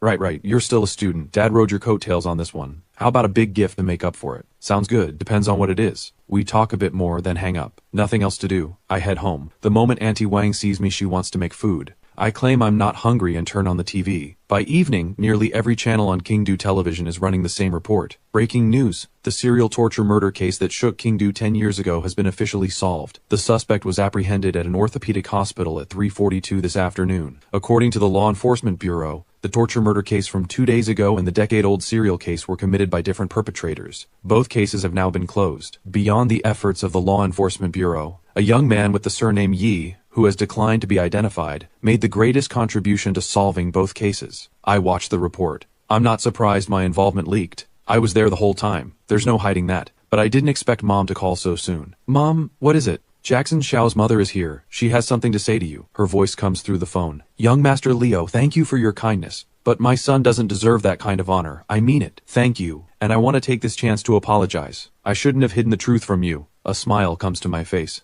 No need for any of that. No need at all. Leave him where he is. He made his choices. Then we'll do as you say. I don't do good deeds without reason. There are too many people in this world who truly need help. No point going out of my way for someone who may not have deserved it. The reason I made that promise in the first place was because I said it before we opened the coffin. Now that she's declined, I simply follow her lead. I set down the phone and go back to the television. Mom and Dad don't get home until nearly 10 at night. The moment they walk in, Mom calls me out of my room. Leo, your dad has a gift for you. I honestly didn't think Dad would actually follow through, so I looked genuinely surprised. Dad, you were serious about that? Dad laughs out loud. He claps me on the shoulder. What did you think? You should have seen Raymond Zhao's face when he came to my office. It was deeply satisfying. You did the most for this family and for the entire law enforcement system. A gift is non-negotiable. Let's see it then. Stop being mysterious. But after a moment, neither of them moves. There's no gift box on the table either. Mom smiles with pressed lips. Your dad is arranging for you to graduate from high school early. Next semester, you'll be enrolled directly into the Kingdo Police Academy. I go completely still. At first, hearing I don't have to finish senior year, I'm quietly pleased. Then I realize it's just a different school. Dad sees my expression and speaks up. The Kingdo Police Academy is the highest-ranked law enforcement institution in the country. Everyone who gets in has the talent to become an exceptional officer. When it was founded, your grandfather was its honorary principal. I graduated from there myself. Leo, the people there are genuinely interesting. Don't you want to find out for yourself? The top graduates, as long as nothing goes wrong, almost always end up in positions of authority. But more than a few people have said, the top students from the Kingdo Police Academy could just as easily have been criminal masterminds. If they ever turned to crime, they'd send the entire law enforcement system into chaos. Now that actually sounds interesting. In this world, I lack neither money nor power. I'm the one who gets to push others around. Nobody dares do the same to me. My days consist of eating, playing, and sleeping when I'm done. And honestly, it's gotten dull. So when the serial torture murder case surfaced, and when it became tied to the Yi family, I couldn't wait to get involved. And if the academy really is full of people that interesting, life is about to get a lot more entertaining. At least more than staring at textbooks in high school every day. Alright, I'll go. Mom practically lights up. Yes, yes, yes. Mom's going to start getting your things ready for next semester right now. I stare at her. Mom, next semester is still a month away. What's the rush? News of the serial torture murder case being solved continues to spread through every corner of Kingdu. The mysterious young man with the surname Yi takes on an almost mythical status in the rumors. A born genius of criminal investigation, a top student from some elite international law enforcement academy. I scroll through the comments and can't help grinning. But people are busy. The buzz fades fast. Half a month later, manager Lee and Vera Wang go to trial one after the other, and the story hits the news again. Another wave of attention. But my mind has already moved on. I've been browsing whatever I can find about the Kingdu Police Academy. Unfortunately, there's almost nothing online about it. It must be a deliberately protected institution. Before Dad mentioned it, I had no idea it even existed. Every summer, the academy sends invitations to carefully selected students. Beyond children of prominent families, it also includes kids from ordinary backgrounds. But the condition is the same across the board. They all have the potential to become exceptional officers or leaders in the system. As the new term approaches, I receive the academy's invitation. Dad's policy: don't use the Yi family's name until the last possible moment. When the invitation arrives at the house, Dad can't stop smiling. Those old guys at the academy still have their heads screwed on right. Our Leo cracked 2 major cases. If they didn't come knocking on their own, that would have been an outrage. With the whole family in happy anticipation, the new semester finally arrives. Mom packs bag after bag, clothes, daily essentials, backup supplies. I stare at the mountain of bags and feel a headache coming on. Mom, the academy is in Kingdu, half an hour from home. What is all this? I'm not moving to another country. Mom waves it off and points to each bag. This one is all clothes, this one is all shoes, and this bag, remember this one, it's full of medicine just in case. Oh, and here's a card. Mom will check the balance every so often. When it runs low, I'll top it up. I take the card with a helpless smile. How much is in it? Not much. Just 100,000. My face twitches. Heaven help me. I'm a 17-year-old student with a 6-figure allowance. No limit, and it'll be refilled when it runs out. All right. I'll admit the family has businesses that keep the money flowing, but 100,000 for pocket money is genuinely excessive. I let out a quiet sigh. I tuck the card into my pocket without a word. Got it. I'll call you before it runs out. Mom's expression suddenly turns soft. She pulls me into a tight hug. Leo, take good care of yourself while you're there. Eat on time. Sleep on time. You hear me? I pick up my suitcase. I hear you. I'll definitely come back a few pounds heavier. I say it with a smile and head out the door, taking the car to the academy on my own. Every year the academy sends highly specialized graduates across the country. For students who dream of a career in law enforcement, this place is sacred ground, a destination everyone chases. As the break ends, the academy slowly comes alive with noise and movement. Energy, ambition, and youth fill every corner. It feels like a place where nothing dark belongs. On the rooftop of Block B dormitory, 7th floor, no one has been up here in 2 months. Wind howls across the rooftop, rattling every piece of metal. Sheets of corrugated iron clattering, bolts and pipes knocking against each other. The iron door at the top of the stairwell seals this place off completely from the floors below. No one has ever seen what's up here. Only that there's a water tower. With the new term starting, the tower will begin its work again, storing and releasing water for students to shower and do laundry. But after more than 2 months without use,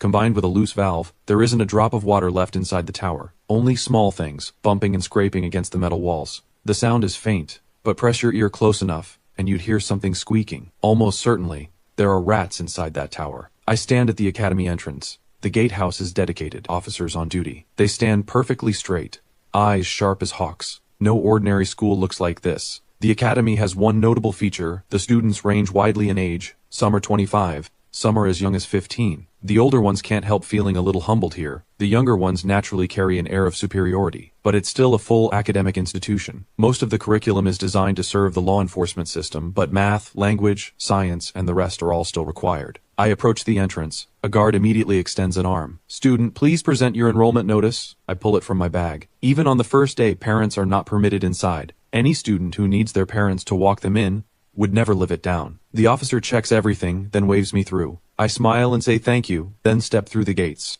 I find the admissions office and register my information. After working through all the formalities, I'm finally handed a room key. The conditions here are decent. 3 students per room, each with their own bed. I get to the room first. No roommates yet. I unpack and arrange everything on my own, then quietly scroll through my phone for a while. Before long, the door opens. A young man in his early 20s walks in. Close-cropped hair, shorter than me but solidly built. He does a double take. Hey, are you in this room too? I nod. He looks even more surprised. So it's true. Students here really do come at any age. You look 17 at most? Just turned 17. No way. Incredible. Genuinely impressive. Hi, I'm Zach from Bahi City. Great to meet you. I smile and shake hands, exchange a few pleasantries. Then the third roommate arrives. Zach's composure slips again, because the person who walks in is also clearly young. He wears glasses, his clothes a little worn. He looks at me and Zach and gives a small smile, though his eyes are a little shy. Hi, I'm, Dale. I'm Leo. I'm Zach. How old are you, man? He seems very invested in this question. 19. Oh, come on. Are you serious? 3 people in one room, 117, 119, and then there's me at 21. How am I supposed to show my face around you two? Zach beats his chest dramatically. Dale and I both laugh, but Dale keeps glancing over at me, and finally can't hold back. Are you really only 17? I confirm it. He grins. Looks like I came to the right place. This is going to be fun. I glance at him in mild surprise. He has the exact same attitude as me, here for the fun of it. The 3 of us talk for a bit, then decide to check out the cafeteria together. It affects the food quality for the entire semester, not something to take lightly. Fortunately, the cafeteria doesn't disappoint. The food is actually good, at least enough to have Dale and Zach grinning and singing the academy's praises. But when we get back to the dorm after dinner, the good impression takes a hit. No water. Dale is shirtless. There's air conditioning, but he still feels sticky. After waiting a while, he says, "This won't do. Let's go ask the dorm supervisor downstairs when the water's coming back." Zach and I both agree. No shower in this heat. Genuinely miserable. The 3 of us head down only to find a crowd already bombarding the dorm supervisor. The supervisor grabs a megaphone over the noise. "Everyone calm down. I only just got back to campus this evening myself. I've already reported the issue. Looks like the rooftop water tower hasn't been used in too long and something's gone wrong. But it's too late now. The school says a maintenance worker will come fix it tomorrow." "We have to wait until tomorrow. We're going to smell like salted fish by then." "Exactly. We need water. We need showers. Our roommate Wang Daming has the worst foot odor. If there's no water tonight, we'll all be suffocated by morning." Students keep shouting. The supervisor looks exhausted trying to manage them. Dale sighs. I say, "Let's just go back. We'll make do for tonight." Dale nods. "Guess that's all we can do." Then Zach speaks up out of nowhere. "It's just a water tower. Let's go up and fix it ourselves. I saw some tools for sale in the campus store. Come on, we buy the tools, go up to the roof, fix the tower, and give everyone in the building a proper shower tonight." "Let's do it," Zach says. "I've been sweating all day. I can't just sit around. If we can handle it ourselves, there's no point waiting until tomorrow." So the 3 of us buy the tools, and when no one is watching, we slip up to the top floor. But there's an iron door blocking the way, with a heavy padlock on it. Zach holds the wrench, shirt off, muscles showing. "Break it? We came all the way up here, why wouldn't we? If we leave it to the school, they'll make us wait until tomorrow no matter what." Zach jams the wrench into the lock loop. Click, and it pops open. He pushes open the cobweb-covered iron door. A gust of wind hits us in the face. Refreshing at first, but my nose catches something. I put my arm out and stop Zach and Dale. Something's off. I breathe in slowly. It's a smell of decay. Not overwhelming, but it's there. A moment later, Dale turns and looks at me. "There is something. Probably a dead animal. Could be a rat or a bird that fell up here." I give a small nod. "Let's just go fix the tower. It's unbearably hot up here. Let's move fast. If someone catches us, we'll get in trouble even if we're doing a good thing," Zach says, heading toward the tower. It's large, with a puddle of water around the base. Zach takes one look and shakes his head. "I thought it was something serious. It's just the valve. Came loose when the water pressure hit it. Fell right off. With the opening exposed, there's not enough pressure to push water through the pipes." "Then let's get it back on. Water will flow in no time," Dale urges. Zach nods with a grin and reaches into the puddle to pick up the valve. But what he doesn't expect, lying right beside the valve, is a ring. "This can't be real gold, can it?" At those words, Dale and I both walk over. In Zach's hand is a ring. Looks like gold. Small, but with a single character engraved on it. "Someone must have dropped it up here by accident. We'll hand it in to the school later," Dale says quietly. Zach looks a little reluctant, but not actually thinking of keeping it. He pockets the ring and moves to screw the valve back on, when a sharp little head squeezes out of the opening, squeaking rapidly. Zach jumps back, disgusted. When did rats get into the water tower? That is disgusting. The water tower supplies the entire dormitory block. The thought of rats in there makes the stomach turn. But as Dale and I step closer, that same smell of decay hits us through the fist-sized valve opening. If it were just rats, why would the smell be that strong? Dale says in disbelief. Something pulls at me. I need to climb that ladder. I pull open the hatch at the top and shine my phone flashlight inside. Lying at the bottom is a body. The stench hits me full force. Zach and Dale below notice the change in my expression and ask in unison what's wrong. "Come up and see for yourselves." I climb down. Dale goes up first. He shines his phone into the dark. When he sees the motionless body inside, surprise flashes across his face, but almost immediately his left hand moves to his chin, a look of deep thought spreading across his face. Zach calls up impatiently. "What are you staring at up there? Get down and let me look." Dale comes down quietly. Zach climbs up, peers inside, and completely loses his composure. Oh my, a body. There's an actual body in the Academy's water tower. Zach looks about as stunned as Columbus discovering a new continent. Dad mentioned before I came that the academy has its share of unusual people. Case in point, Zach is absolutely one of them. A normal person finding a corpse would be falling apart right now. Zach? Mildly surprised for 2 seconds, and then actively trying to climb inside the water tower. I roll my eyes. What are you doing? Get down. We pull the body out first, then examine it. Dale, get ready. Didn't you say you came here mainly to study forensics? Once we get the body out, it's your time to shine. Dale's eyes light up with excitement. He rubs his hands together. I won't let anyone down. Truth be told, I'm just as eager to get a proper look. This is a police academy, and the body inside, though hard to make out clearly, is wearing the academy's uniform. It's been there a long time. Killing a student inside a police academy and hiding the body in the water tower for weeks. The killer is exceptionally intelligent. As for whether the victim could have fallen in on their own, no one would believe that. The hatch was sealed shut. If that isn't murder and concealment, what is? Zach braces himself with both arms, ready to drop into the water tower. But the moment he lifts himself up, the iron door swings open again. A figure steps out, takes one look at Zach halfway into the water tower, and his face changes completely. You three, what do you think you're doing? Get down right now. A man who looks like a school administrator strides over, furious. It's dark outside. Why aren't you in your rooms? What are you doing on the roof? Zach explains with a pout. There's no water in the dorms. The supervisor said it wouldn't get fixed until tomorrow. Turns out it's just the valve. Fell off. Small fix. We were handling it ourselves. The man's expression softened slightly. If the school said tomorrow, then as students you follow that. But seeing as you meant well, I won't make an issue of it today. The maintenance workers are already here. You three go back to your rooms. What? My word not good enough. I'm Director Grant Wang, head of school operations.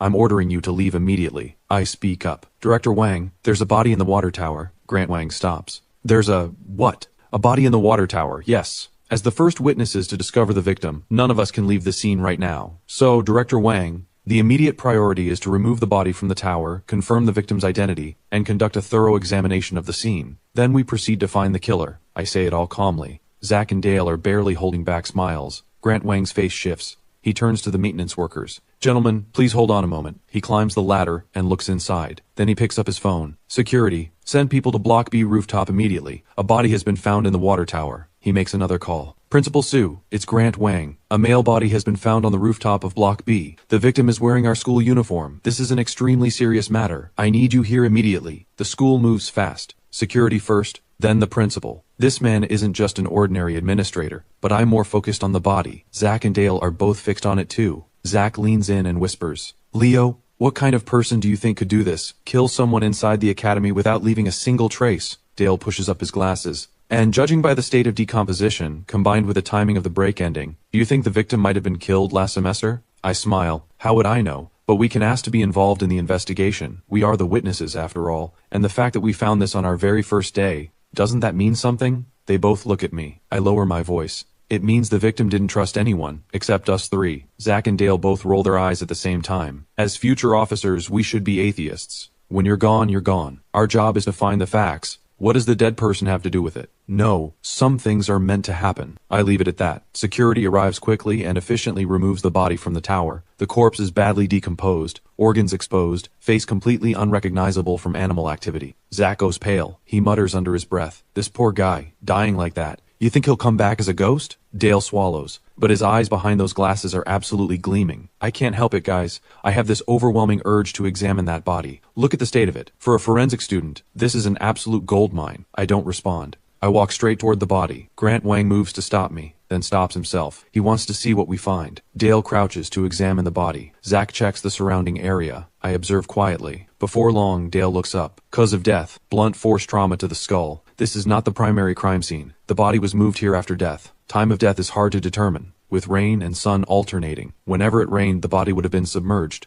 When the sun came out, everything would dry out again. Zach comes back, holding out the ring. No sign of the primary crime scene on the rooftop, but based on this, the victim or the killer has the character Ash in their name. I shake my head. No, the time of death is actually straightforward. It had to be in the last few days of the semester before the break. And the killer, almost certainly a graduating student from last semester. One of the best in every way. After the break begins, the campus goes into full lockdown. Only essential staff are permitted, no students. And the body has been decomposing for a long time. There's no way this happened in the past few days. So it had to be those final days of the semester. Dale's eyes go wide. Of course. How did I miss that? A flash of surprise crosses Grant Wang's face. He looks at me. What's your name? My eyes stay on the body. Leo Yi. His gaze sharpens. like something just clicked. I don't acknowledge it. I reach down and open the victim's clothing, then pull down the trousers. Everyone freezes. Zach lets out a strangled sound. Where is his...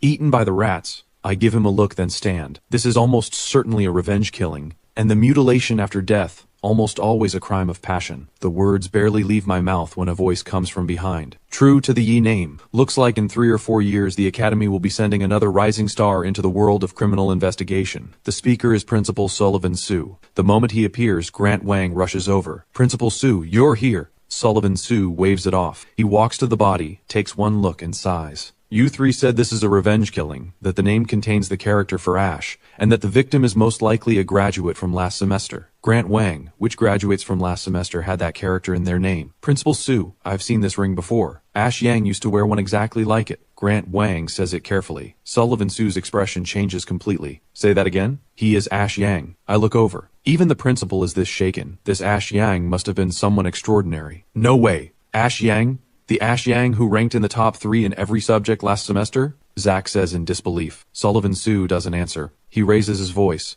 Now, contact the City Bureau immediately. The Academy will form a dedicated investigation team to work alongside them. Have them run the DNA as fast as possible, confirm whether this is Ash Yang, and immediately contact his parents. He's been dead for nearly 2 months. If this really is Ash Yang, his parents should have called the school long ago. I'm thinking the same thing. Grant Wang calls the authorities immediately, then dials Ash Yang's home and puts it on speaker. He keeps his voice casual and warm. Hello, am I speaking with Ash Yang's father? This is Grant Wang, Director of Operations at the Academy. Oh, Director Wang, what can I do for you? I was wondering, is Ash Yang at home right now? There's something at school we'd like to discuss with him. Grant Wang keeps his eyes on the principal as he speaks. Ash Yang's father sounds relaxed. He's not here. Who knows what's going through his head? After graduation, he said he was going to a rural mountain area to teach. Didn't even discuss it with us, but he did mention we'd get to see him in the next couple of days. Everyone exchanges startled looks. Grant Wang presses on. Has he been in contact? Video calls, phone calls? He's in a remote area. No internet, barely any signal. Video calls are out of the question. Even phone calls.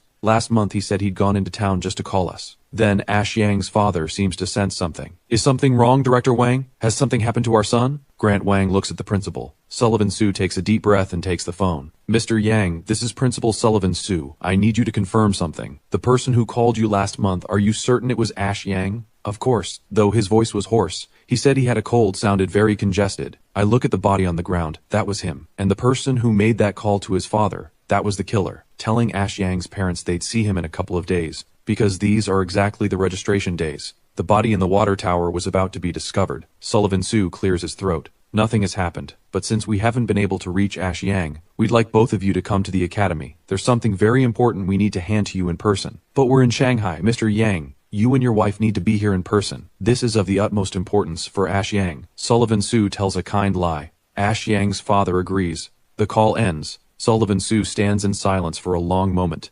Zach and Dale can't hold back. Principal, we're new students this year. Let us be part of the investigation team. We'll find the killer, we promise. Are you willing to tails on me? Leo, are you willing to take part? If you are, I'll let you choose whoever you want for the team. I understand. He almost certainly knows about the cases I've solved, and I'm genuinely curious about this killer. What kind of person could silently eliminate the best student from last year's graduating class, and then impersonate him for 2 full months? Alright, the 3 of us, but I don't want too much interference from the Bureau. That means complicated procedures and wasted time. The school handles the formalities. The real authority stays with us. The Academy has all the equipment we need, doesn't it? I lay out my terms. Grant Wang starts to push back, but Sullivan Sue cuts him off with a smile. Done. I'm putting you 3 in charge. I'll handle the Bureau myself. But, Leo, you understand this case can't drag on. Naturally. Good. Security. Take the body to the forensics lab. Have them run the DNA confirmation. On Sullivan Sue's word, the security team wraps the body and carries it away. The 3 of us stand around the body in the forensics lab. Until the DNA results come back, nothing can be confirmed. The ring alone isn't enough to make a positive ID. Dale examines carefully. I observe from the side.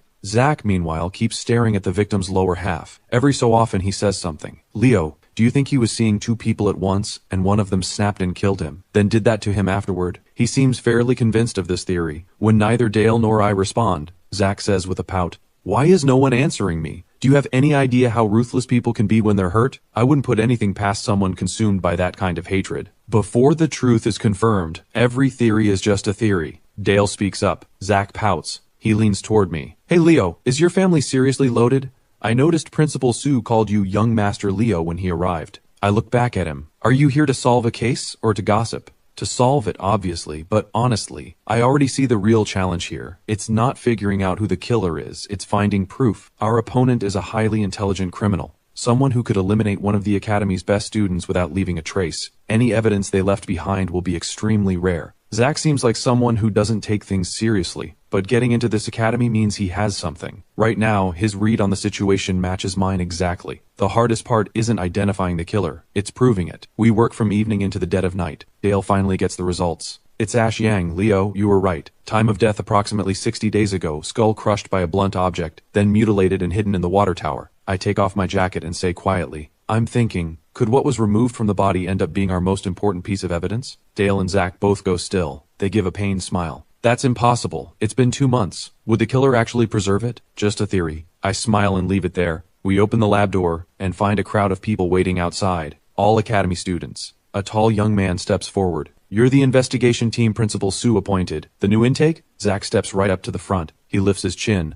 That's us. I'm Mason Wang, 2nd year. You're senior. My team is requesting to join you. Share what you know about the case, so we can solve it faster. His tone sounds reasonable on the surface, but it's an order wrapped in politeness. Zack's expression darkens. Dale pulls the folder close to his chest. Mason Wang sees our silence and continues. Listen, this is the first murder in the Academy's history. The outside world already knows. It's everywhere. For the sake of the school's reputation, know your limits. Don't let this drag on and make things worse. Ridiculous. Who says we can't solve it? Zack fires back. I say you can't, and I mean it. The only reason I'm offering to join is out of respect for Principal Sue. Otherwise, I'd be calling for your team to be dissolved. Mason Wang's eyes fill with anger. The guys behind him chime in. We'll give you credit when the case is solved, but you just arrived. You probably don't even know the basic procedures. So agree now. You'll learn from us. Zack's fists tighten. Get lost. The only people who can teach me are professors. Who do you think you are, lecturing us? Mason Wang's eyes go cold. I'm giving you a chance. You sure you're turning it down? One application from us and your team gets dissolved. Zack and Dale can both tell Mason Wang isn't someone ordinary. I hate this kind of thing. I quietly pull Zack behind me and face Mason Wang. Last warning. Move. Mason Wang laughs out loud. I heard this intake has a bunch of so-called geniuses. 17, 18 years old. Sure lives up to the hype. But do you understand? Even here, you follow the rules. Rules? Tell me about them. I smile and ask. Mason Wang is one of the top criminal investigation students in the 2nd year, and his uncle is Raymond Zhao, head of the city bureau. Once he graduates, he walks straight into a position there. For most people, Mason Wang is someone worth respecting. Even Dale and Zack's expressions shift, but in the next second, Mason Wang's arrogant expression vanishes. I put my palm flat against his face and shove his head hard to the side. Mason Wang stumbles back, face red with humiliation. You dare push me? You're Raymond Zhao's nephew, that's it, and you come in here putting on a show. I look at him steadily. Call your uncle. Ask him who Leo Yi is. I turn and walk away with Zack and Dale. They fall in behind me. I can feel their curiosity about who I am. Now they'll understand why a bureau chief means nothing to me. The people behind Mason Wang are seething. Stop right there, they shout.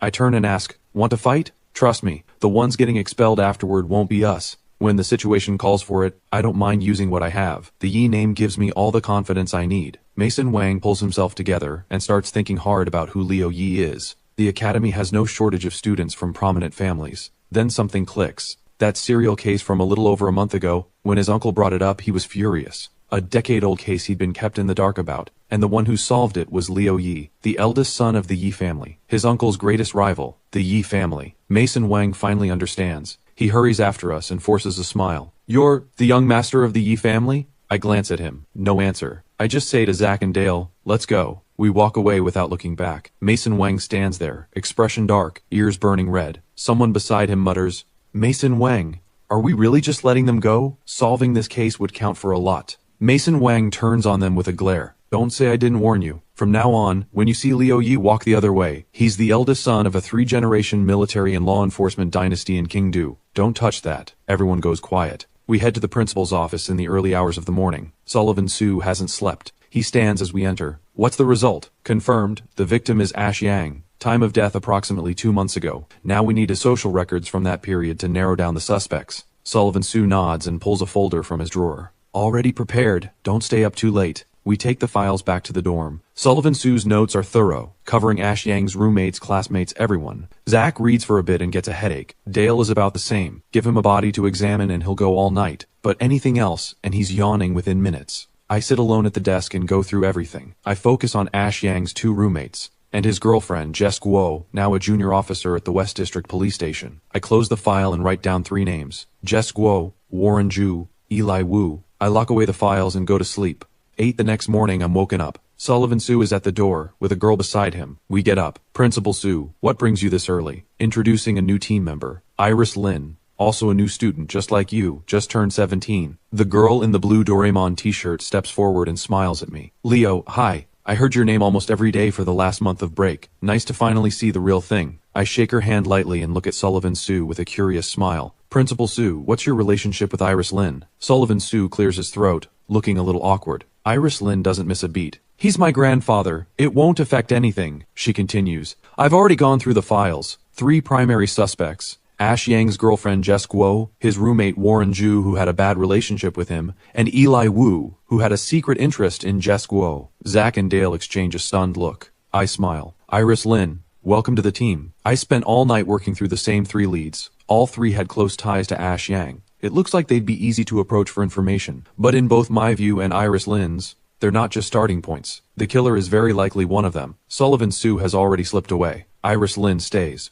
She glances around the room. It's light out. What's the move? I smile and lay it out. Zach, go with an officer and find Eli Wu. Dale, go find Warren Zhu. Iris Lin, you're with me. We go see Jess Guo. That's probably what Principal Sue would most want. Sounds good, Iris Lin says with a small smile. We wash up quickly and leave the dorm together. On the way down, more than a few male students do double takes at Iris Lin. Nobody pays them any mind. At the school gate, Iris Lin and I hail a cab and settle into a coffee shop near the West District Station. I call Jess Guo. Officer Guo, I'm Leo Ye from the police academy. You've likely already heard about the murder. I need to verify a few things with you. Jess Guo on the other end doesn't sound surprised. She says fine and hangs up. Iris Lin stirs her coffee. Leo, why hasn't Jess Guo contacted the school on her own? How suspicious do you think she is? I pause. By any normal logic, she's the top suspect. Her boyfriend is dead, and she's still going to work. But do you know why I sent Zach and Dale after the other 2? Iris Lin furrows her brow and shakes her head. Simple. I ruled Jess Guo out last night. Whoever swung that blunt object and killed Ash Yang, it wasn't her. Iris Lin looks even more puzzled. In her assessment, Jess Guo is still the most likely suspect. Then Jess Guo appears at the coffee shop entrance. She's here, I say quietly. She walks in,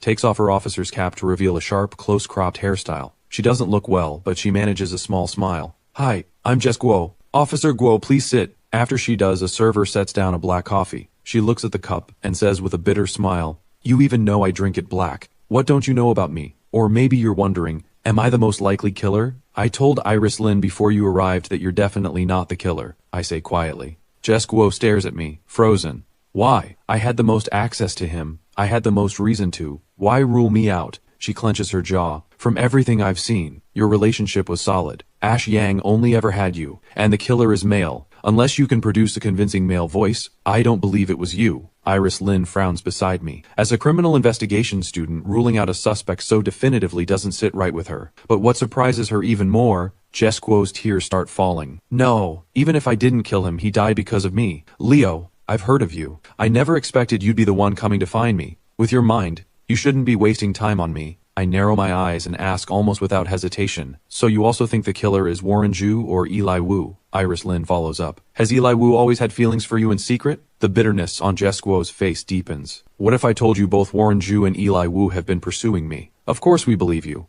You carry yourself with the strength of an officer, and you're still striking at the same time. And you were one of the top students from last year's graduating class. Yes, last year had many outstanding students. Ash Yang, Li Huan, Zhao Yurui, even the talented Warren Zhu was only second tier by comparison. But there's something neither of us expected. Ash Yang wasn't the only one who disappeared this summer. Iris Lin and I both shift expressions at the same time. Jess Guo pulls out her phone. It shows call logs to Ash Yang, Warren Zhu, and Eli Wu. Over 100 calls to each. That means Ash Yang wasn't the only one who went missing this summer. Warren Zhu and Eli Wu have also vanished. I call Zach immediately. Did you find Warren Zhu? Don't even ask, Leo. I've got a bad feeling. Warren Zhu's parents say he went to a remote mountain area to teach after graduation, just like Ash Yang. My expression goes still. I say quietly, got it, and stare at the phone. Sure enough, Dale calls next. Before he can speak, I ask first, did Eli Wu go to teach in the mountains too? Yes. How did you know? Just heard. My eyes go back to Jess Guo. She looks completely hollow, mouth moving over and over. They're dead. All of them. They're really all dead. Iris Lin and I exchange a look. We both feel the urgency. I lean in. Officer Guo, what do you actually know? Did Warren Ju and Eli Wu disappear at the same time as Ashiang? Jess Guo's face is pale. Yes, I found out about Warren Ju a month ago. Then Eli Wu 2 weeks ago. I genuinely believed they'd gone. Not until last night when the school told me Ashiang was dead did everything click. Who told you they went to teach?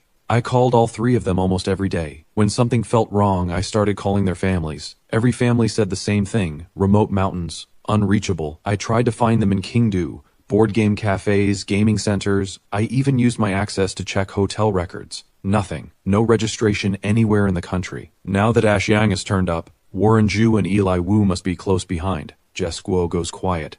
Iris Lin and I press forward. Did the 3 of them, in room 314, ever have a serious conflict with anyone? I don't know. I genuinely don't. No one wants to find the killer more than I do. Those 3, my boyfriend and my 2 closest friends. Jess Guo's fists tighten. I frown. Wait. From what I understand, Warren Ju and Ashiang didn't get along. That's true. Ashiang and Warren Ju clashed. Same with Eli Wu. But when something real happened, those 3 trusted each other more than anyone. That I believe. Every school has people like this. They rub each other the wrong way on a regular basis, but the moment someone goes after one of them, they close ranks tighter than anyone. All right, Officer Guo, we won't take up any more of your time. I have what I need. Jess Guo takes a long breath and stands. She's almost out the door when she turns back. Find them as soon as you can. Once they're all found, I'll go see them. Then she's gone. Iris Lin watches her leave. She's hiding something. She is, but it's probably not related to the case, I say lightly. Iris Lin thinks for a moment, then says quietly, the dynamic between Jess Guo and those 3 is more complicated than it seems. Even if she misses Ashiang, was it really necessary to call Warren Ju and Eli Wu hundreds of times? I smile and say nothing more. We head back together. In my mind, Warren Ju and Eli Wu were the prime suspects, but the case has gone in a direction no one expected.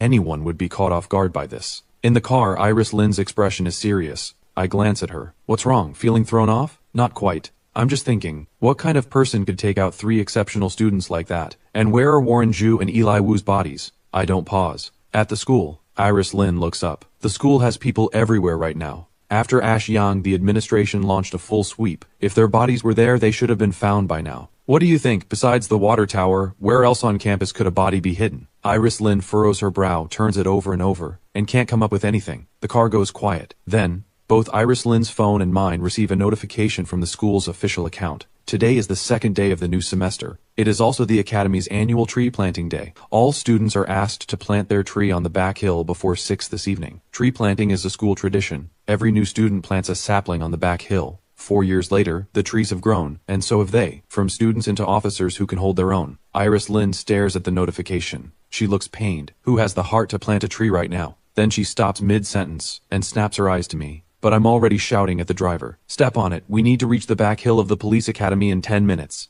The cab pulls up to the academy's back gate quickly. As Iris Lin and I get out, we see students gathering in the back courtyard. Despite the murder, life on campus goes on. I spot Grant Wang organizing the activity and run over. Director Wang, hold the tree planting for now. Grant Wang frowns. Weren't you investigating Ashiang's case? What are you doing here? Director Wang, Warren Ju and Eli Wu are unaccounted for. Their families say they went to teach in the mountains, just like Ashiang. We now believe Warren Ju and Eli Wu have also been killed. Their bodies are likely hidden in these trees. Grant Wang stares at me in disbelief. What are you talking about? Ashiang is the only victim. How could Warren Ju and Eli Wu be dead too? Whether you believe me or not, Director Wang, to prevent the scene from being disturbed, the activity has to be suspended. Grant Wang thinks for a moment. All right, get into the tree line. I'll have security assist you. Iris Lin and I nod and run toward the trees. I send a message to Dale and Zach to come to the back hill the moment they return. Every tree here represents a student. It's a tradition established when the current principal took office. So even though there are many trees on the back hill, we go straight to the student planting area. The killer told Ashiang's parents they'd see him in a couple of days.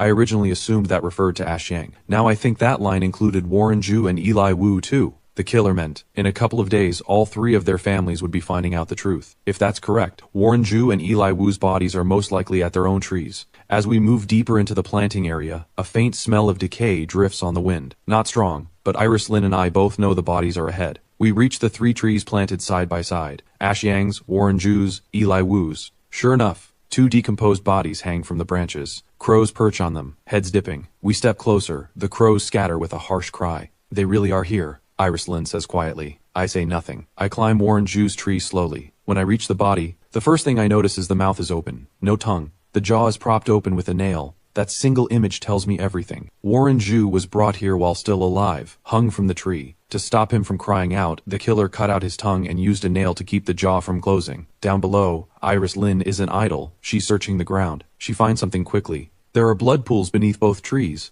I examine the rest of Warren Zhu's body from my position in the tree. I pull down his trousers. My eyes go still. If Zach were here, he'd probably say it again. I climb to Eli Wu's tree. Same. No tongue. Jaw propped with a nail. And the same mutilation. Just as I thought, I say. Iris Lin doesn't look away. For students at the police academy, a case is a case. Gender is irrelevant. But she can't see clearly from below, so she asks, "Same as Ash Yang?" "Same, but different. Ash Yang's body, aside from the mutilation, wasn't deliberately damaged anywhere else. Warren Zhu and Eli Wu are different. Besides the mutilation, they're missing their tongues. The killer was afraid they'd be heard," I say. Iris Lin follows the thought. "There's a large amount of dried blood on the ground below. The killer didn't end it quickly. Cut the tongue, then opened the veins, bled them almost completely dry. Ash Yang, Warren Zhu, Eli Wu, roommates who clashed but stood up for each other when it counted. The first body was Ash Yang. These two don't need DNA confirmation. They're absolutely Warren Zhu and Eli Wu. None of them were bullies. So what on earth did they do to deserve this? And there's still one question that matters most.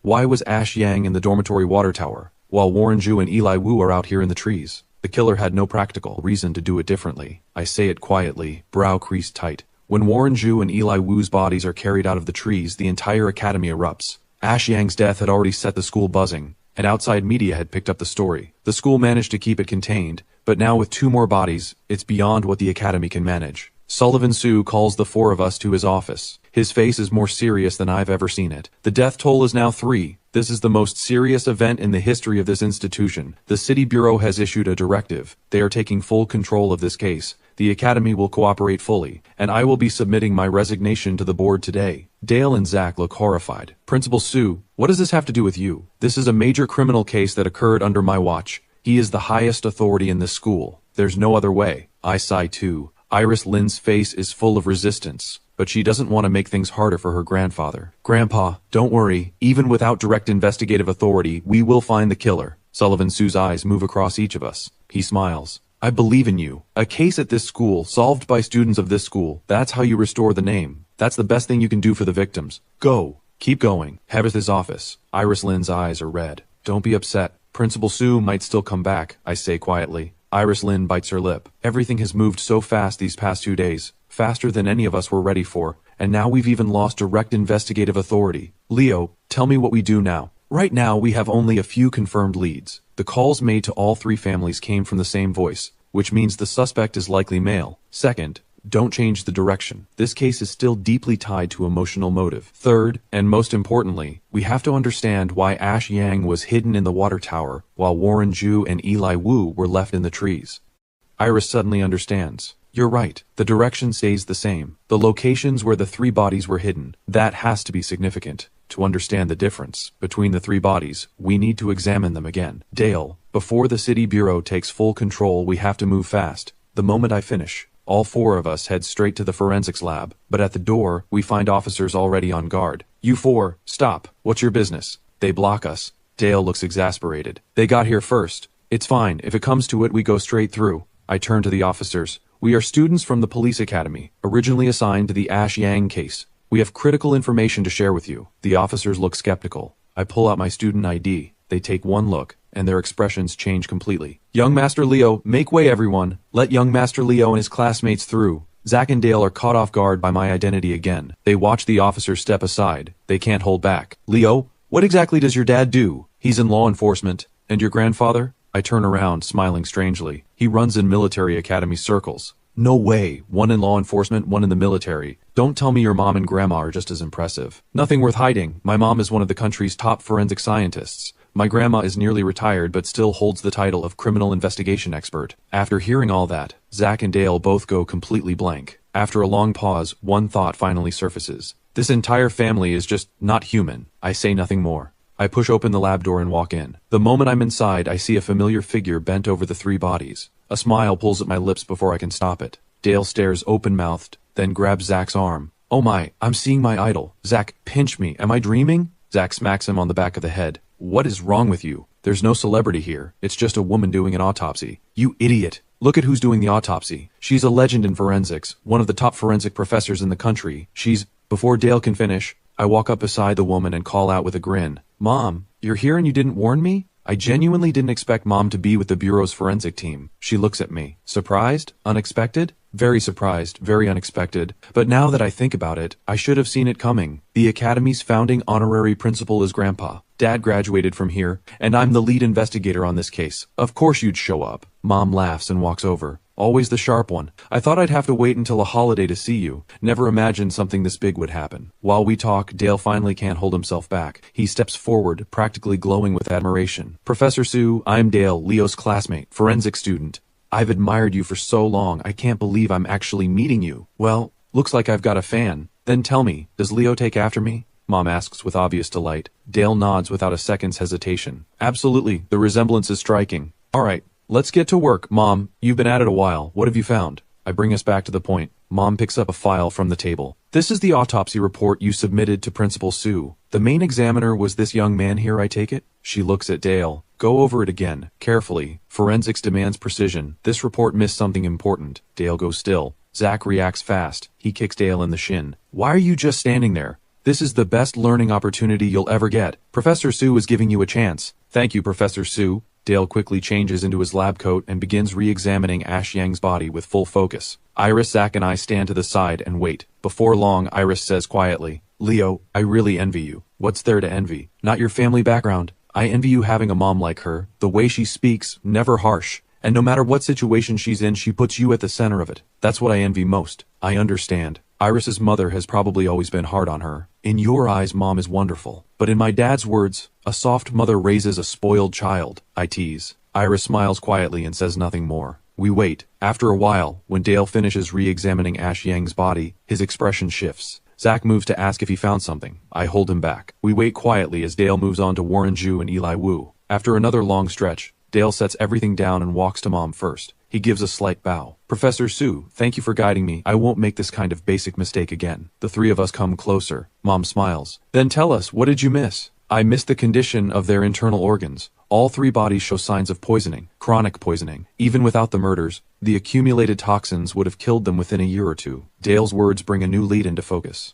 Before they were murdered, all three had been slowly poisoned over an extended period. What kind of poison? I ask. All three had high levels of chloramphenicol. It's an antibiotic, typically used to treat typhoid. But with prolonged exposure, it destroys the digestive system, nervous system, blood-forming organs, and liver. In other words, if they'd kept being exposed, their bodies would have deteriorated until death. Iris's expression fills with shock. Students all eat at the cafeteria. There's no other common source. The water supply is also possible, Zach says. I shake my head. Not the water. Only the three men in room 314 were poisoned. If it's the cafeteria, why did no one else show any symptoms? Zach asks. That's exactly what we need to find out. Start with the cafeteria. Question everyone, especially anything unusual about how Ash Yang's group ate compared to other students. Then what are we waiting for? Let's get to the cafeteria before the officers do. Zach pushes, but I don't move. I think for a moment. If someone was already poisoning them, why bother with the killing? The person who poisoned them may not be the real killer. My words land like a bucket of cold water on everyone. Right,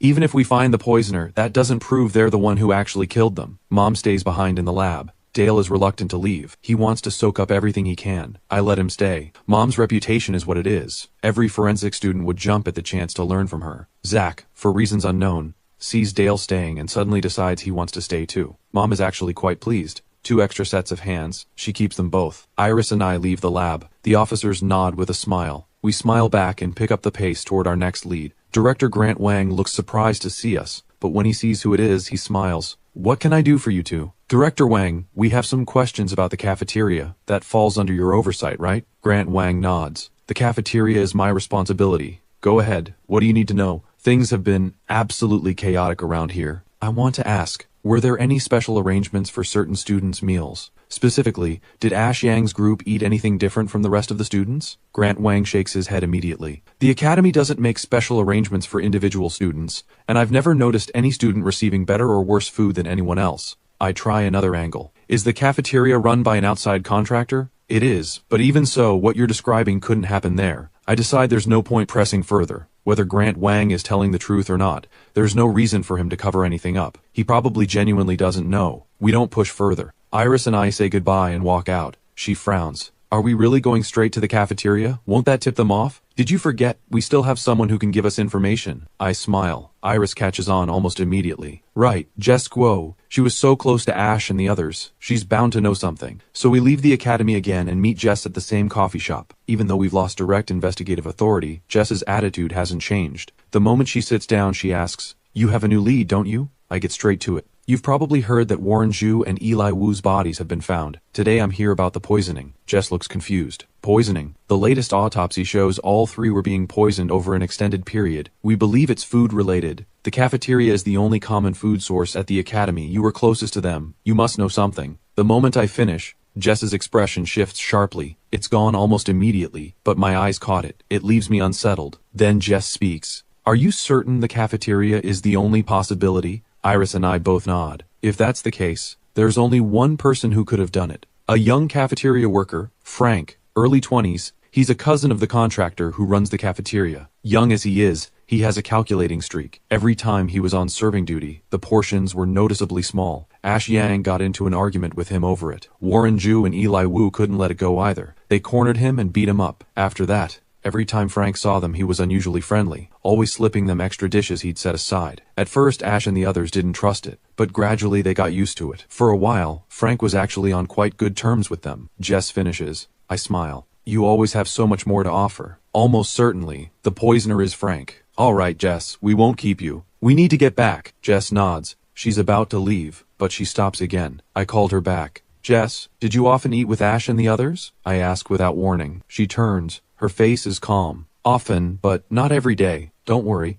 I'll go get myself checked tomorrow. Take care of yourself. I smile. Jess leaves. Iris watches her go and says again what she said the first time they met. Something about her is always off. I smile again and say nothing. I watch Jess walk away and quietly make a decision. After the brief meeting with Jess, Iris and I return to the academy. The campus is now swarming with officers, all sent from the city bureau to handle the triple murder. The academy is a training ground for the entire law enforcement system. 3 deaths here. Not just the city bureau, but even my father Marcus she had to take notice. Iris and I were heading straight for the cafeteria when we run into a middle-aged couple in the corridor. Their faces are heavy with grief. Iris and I exchange a look. One of the 3 victims' parents. I step forward. Hello, my name is Leo Yi. I was the student investigator assigned to the Ash Yang, Warren Zhu, and Eli Wu case. May I ask who you are? We're Ash Yang's parents. Is there something you need? His father says, but his mother looks us over and says something that catches me off guard. Is this academy really this careless? How old are you two? How can children be investigating something like this? We are young, ma'am, but every lead the bureau is currently working on came from us. The reason we stopped you is simple. We need to know what was said in that phone call. Without question, the person who called all 3 families was the killer. Just the usual caring things. How tough the teaching was, telling us to take care of ourselves. That's mostly what we remember. I nod. Did you record it? What date was the call? How long did you talk? Only that it was the 21st of last month. The call lasted nearly an hour. We all believed it was really Ash. The voice had a heavy cold, thick, congested, but the way of speaking exactly like him. Understood. Please take care of yourselves. I don't press Ash's parents further. We leave quietly. Iris glances at me. Cafeteria now? Not yet. Let's talk to Warren Zhu's and Eli Wu's parents first. We track them down. All 3 families are temporarily staying in the school's guest rooms. In terms of background, Ash Yang's family is the wealthiest. His father is a successful businessman worth over 100 million. The most humble background belongs to Warren Zhu, a simple farming family, honest and plain. Iris and I ask the same questions of each family, any recordings, how long the call lasted, and the exact date. Every answer is the same. The call came on the 21st of last month. The voice was male, heavy with a cold, thick, congested, minimum call length half an hour. Looks like we're getting close to the real killer, aren't we? As we step out of Eli Wu's parents' room, Iris finally lets herself smile. Should be soon. Now it's about finding the proof. I smile softly too. Then Zach and Dale come sprinting toward us. Leo, Iris, the officers just arrested a cafeteria worker. Intentional homicide. They're about to take him to the bureau. They're both out of breath. My brow furrows immediately. Who leaked the information? Mom would never. From the moment we found out about the poisoning, she would have kept it contained. Apparently it was Director Wang. After you two asked him about the cafeteria, he went straight to the officers. Apparently when they heard it was you asking about the cafeteria, they launched an immediate investigation into cafeteria staff. I can't help a cold laugh. Raymond Zhao's people, always quick to jump at any opportunity. I was interested in Frank, but if they've taken him, let them have him. Don't blame me when it blows up in their faces. I turn and walk back. Iris falls in right behind me, and asks quietly, "You're not going to watch? What's there to see? Frank is the poisoner. He's not getting away. Getting arrested is exactly what he deserves." "But Iris, why do you keep following me?" Iris blinks. "To investigate the case." "What case? We've been running on empty for 2 days. We need to actually rest." "Of course." "Iris, if the girls' dorm isn't comfortable enough, you're more than welcome in mine." She takes one look at my grin and rolls her eyes and walks off. Dream on. I had been genuinely buried in this case for 2 solid days. Iris assumed I was just saying I'd rest. What she didn't expect, I actually sleep straight through until dark. Iris had stopped by at some point and already left the boys' dorm. I stretched lazily and noticed something on the desk. I look closer. A note. "Saw you hadn't eaten. Got you something. Don't thank me." The handwriting is neat and delicate. Clearly a girl's. I smile, open the box. Still warm. I eat happily. A full stomach for a full night's work. Outside it's completely dark. Zach and Dale are both out. I leave alone. I leave the academy and flag down a cab at the gate. I give the driver an address. Phoenix residence. When we arrive, I move as if I've been here before, straight to building 3, all the way up to the 12th floor. I knock at one of the doors. No answer. I pull something from my pocket. 2 or 3 seconds. The door opens. I step inside. The air carries a faint sweetness. Everything arranged the way a woman would. No one would expect me to be at Jess Guo's apartment on a night like this. The place looks unremarkable at first, but I'm not in a hurry. Something about meeting Jess during the day has left me unsettled in ways I can't quite name. In my original assessment, Jess was the least likely suspect, but least likely doesn't mean 0. I never fully remove anyone connected to a case from the suspect list. Coming here while she's out, I want to see if there's anything this apartment can tell me. I walk through the living room first, then into the bedroom. Same minimal style, but there's an oversized wardrobe. I stare at it, genuinely curious. From everything I know about Jess, during her student years she was easygoing, never particularly invested in clothes, shoes, or cosmetics. A wardrobe this size isn't something she needs. It makes the room feel cramped, and that doesn't fit her at all. I walk slowly toward it. I pull the door open gently. Her clothes hang inside, mostly black and white shirts, casual wear. I take it in and find nothing unusual. I'm about to close it, when something stops me. There's a smell in the wardrobe. I push the clothes aside one by one. Sandalwood. As the clothes part, the scent grows stronger. I look carefully. Behind the row of clothes, there's a hidden compartment. I open it immediately. What's inside makes my chest tighten. 2 electric candles glow faintly. The sandalwood scent comes from a small incense burner. The burner is filled with accumulated ash. At least a month or two's worth. I reach into the ash, but my eyes lock onto the 2 photographs hanging in the compartment. 2 young men, early 20s, faces lit with the easy confidence of youth. These are the 2 men found hanging in the trees, Eli Wu and Warren Zhu. But with their photos here, why is Ash Yang missing? This is Jess Guo's home. If she's mourning someone, Ash Yang should be the first one she'd mourn. So why are only Warren Zhu and Eli Wu here? Do friends really light incense for each other every day like this? I'm not dismissing friendship, but this kind of daily ritual for friends is almost unheard of. I feel as though I've just lifted a second layer from this case. I've been treating Ash Yang, Warren Zhu, and Eli Wu as one unit this entire time,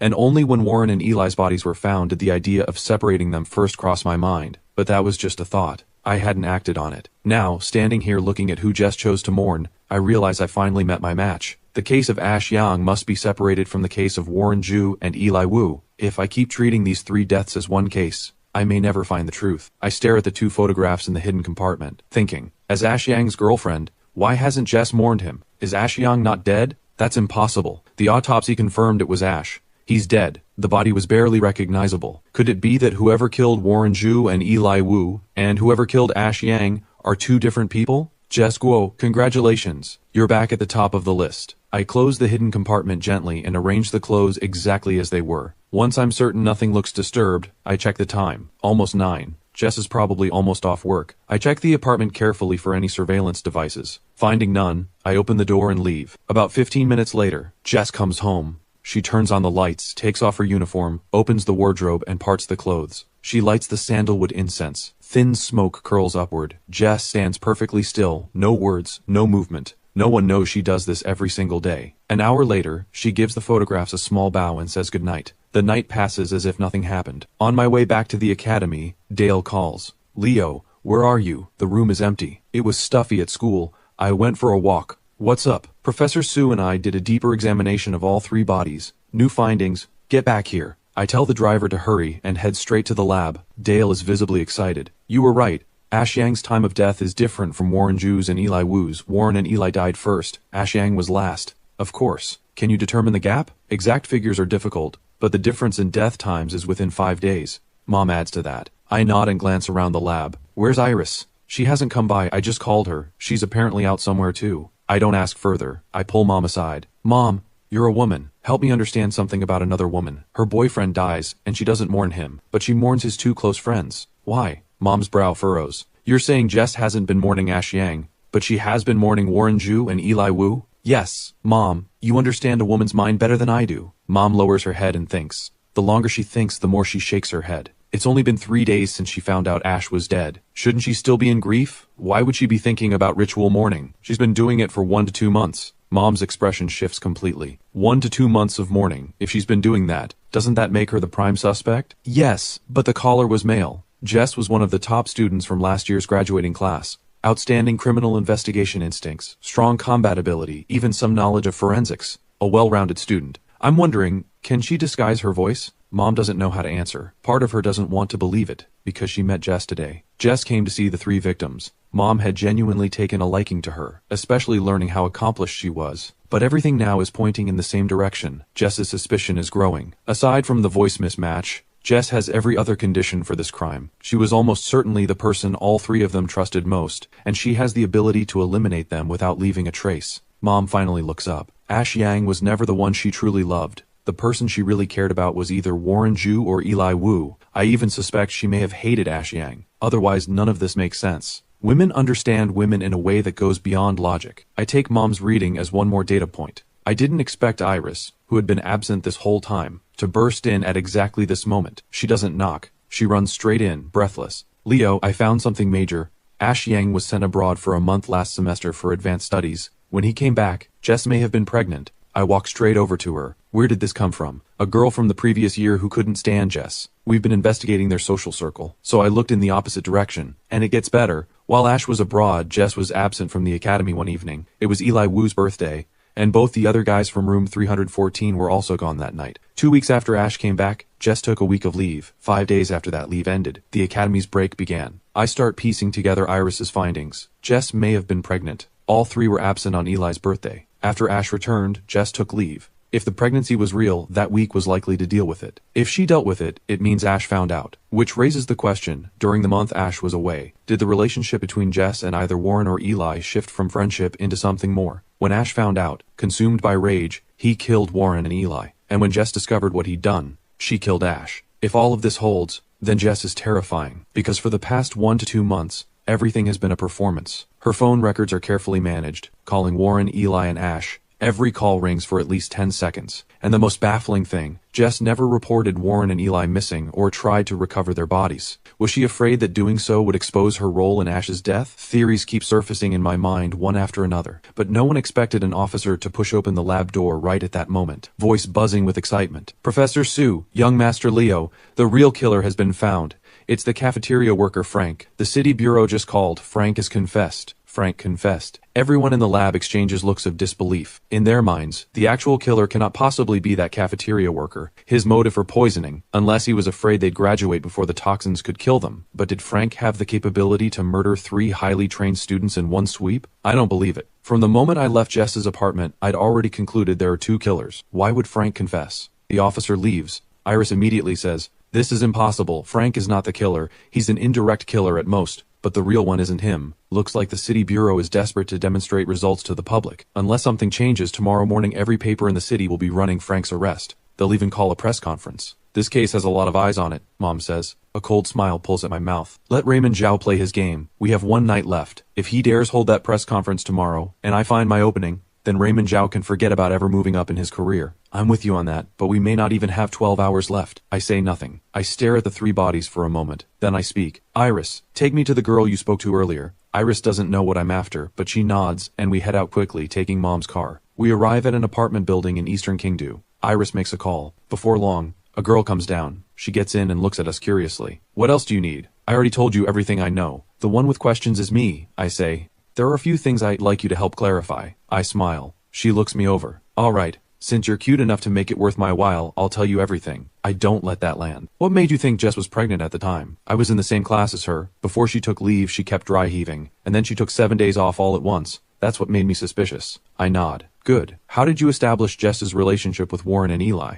It was never really a secret. A lot of people knew at the time, because the next day Jess was arguing with Warren and Eli, asking over and over who it was. Something clicks further into place. I smile. Last question. What's your honest read on Jess? Jess, honestly, I can't stand her. She always seemed above everyone else. But I can't deny her ability. She's genuinely gifted. A natural in criminal investigation. Back in school, every time they ran a mock case, 7 out of 10 times, she was the one who found the killer. So if it were up to you, if Jess decided to commit a crime, how well do you think she could pull it off? I smile. No one would ever suspect her. And even if they did, they'd dismiss it almost immediately. I stop there. Good. Thank you for your time. We'll take you to dinner sometime. She smiles and nods, but just before she gets out, she turns. Actually, forget the dinner. Can I go see Ash Yang? I can promise you may get to see him tomorrow. All right, I'll wait. She gets out. For Iris, she doesn't feel like we got much out of that conversation, but reading my face, she sees something there. Confidence. You have a new idea, don't you? Iris asks. I'm completely certain Jess Guo killed Ash Yang, and Warren Ju and Eli Wu, most likely Ash killed them, I say. Iris doesn't rush to ask why. She works through it herself. Jess was with Warren and Eli on the night of Eli's birthday. Then she became pregnant, and Ash found out. The files show Ash was not only exceptional, but deeply proud. He would never have accepted that. So he killed Warren and Eli. But by then, Jess's feelings for Warren or Eli may have already grown into something deeper. So in her grief, she set a trap and killed Ash. And fabricated everything. I don't answer her. Something nags at me. Something I've overlooked. My mind keeps turning. Then a passage comes to me. A classical essay about a master of vocal mimicry performing for a banquet of guests. Many students would recognize it. It's called ventriloquism. And tonight, when I was at Jess's apartment, there was a piece of calligraphy on the wall. It was that exact passage. And the name signed at the bottom. Also Guo. That piece of brushwork has just become the most important thing I've seen. It can't be used as evidence. But it's what makes me absolutely certain Jess is the killer. Let's go back to the lab. Lindsay looks at me. Don't tell me you're looking for more on the bodies. Besides the bodies, we don't have time to find anything else. Someone as gifted as Jess wouldn't leave us evidence. But Jess is smart, and so was Ash. Unless he died instantly from that first blow, he would have left something behind. One blow can kill. But what if Ash didn't die immediately? He may have struggled. And the primary crime scene, we've never found it. Where is it? Maybe it's exactly where no one would think to look. The location that's already been ruled out. Where is it? The rooftop. The place Zach ruled out. Iris and I move back to the academy as fast as we can and go straight to the lab. Mom sees us walk in. Find anything? I shake my head. Nothing yet. But Jess Guo is confirmed involved. Mom, what are you working on? Running a more thorough examination, especially the fingernails and mouth. Zach, go prepare the luminol solution. Zach's eyes light up. You found the primary crime scene? Not confirmed, but I want to use luminol on the rooftop and see if we can reconstruct what happened there. See if the rooftop really is the primary scene. Luminol isn't hard to prepare, but the glow it produces when it reacts with blood is extremely faint. It needs darkness or complete blackout conditions. It's already deep into the night. Zach and Dale get to work preparing the solution immediately. When it's ready, Dale stays behind to assist Mom. I take Zach and Iris to the rooftop of Block B. The prepared solution is limited. There's no way to make a large amount this fast. The three of us reach the roof. Zach and Iris look at me, waiting to be told where to start. I scan the space.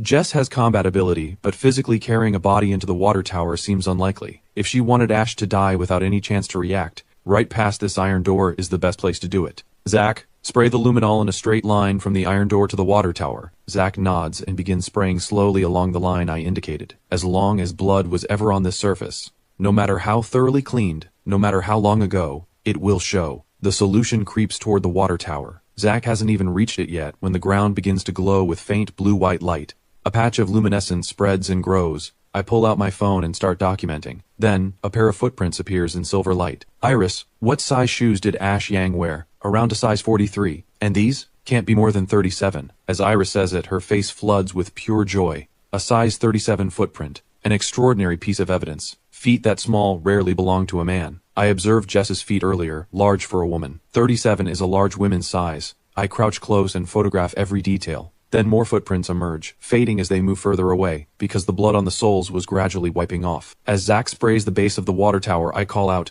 "Go around the tower. I want to see if we can bring out the shape of the weapon." Zach nods. Before he's even finished, the outline of half a hammer materializes. I step back from the camera with a smile and call Mom. "Mom, stop the examination. Is the City Bureau definitely holding the press conference?"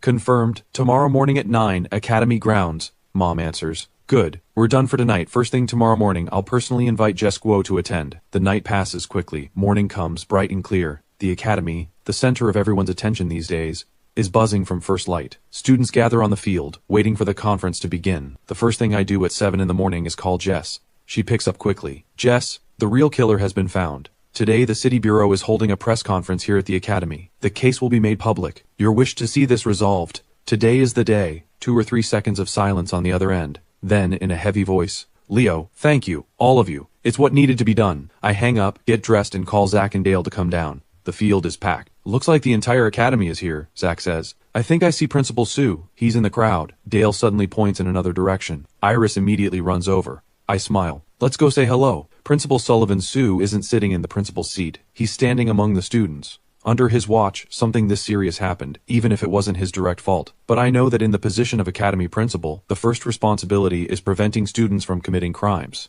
The academy produces exceptional talent, but it can also produce criminals of extraordinary ability. That rule isn't written anywhere, but it's iron law all the same. The three of us greet Sullivan Sue. He looks tired, but sharp. You three have good eyes. Now watch carefully. Do you think today's press conference is going to become a joke? Sullivan Sue didn't become principal because of seniority. My grandfather was the founding honorary principal. Sullivan Sue only took the role because qualified candidates were scarce at the time. Now the field is full of talent. And Sullivan Sue, though no longer young, remains undeniably the finest in his field. Iris and I watch the City Bureau officials take their seats on the platform. No need to wait for the future, I say. Today, everything becomes clear. Sullivan Sue looks at me surprised. Then genuine excitement fills his eyes. You found it? All of us nod at once. But my eyes are scanning the crowd. When I spot that familiar silhouette, I walk over. Jess, you made it. Want me to find you somewhere to sit? She smiles and shakes her head. I'll stand here with you and wait for the verdict. Okay, though I never imagined a cafeteria worker could do something like this. I sigh. Who could?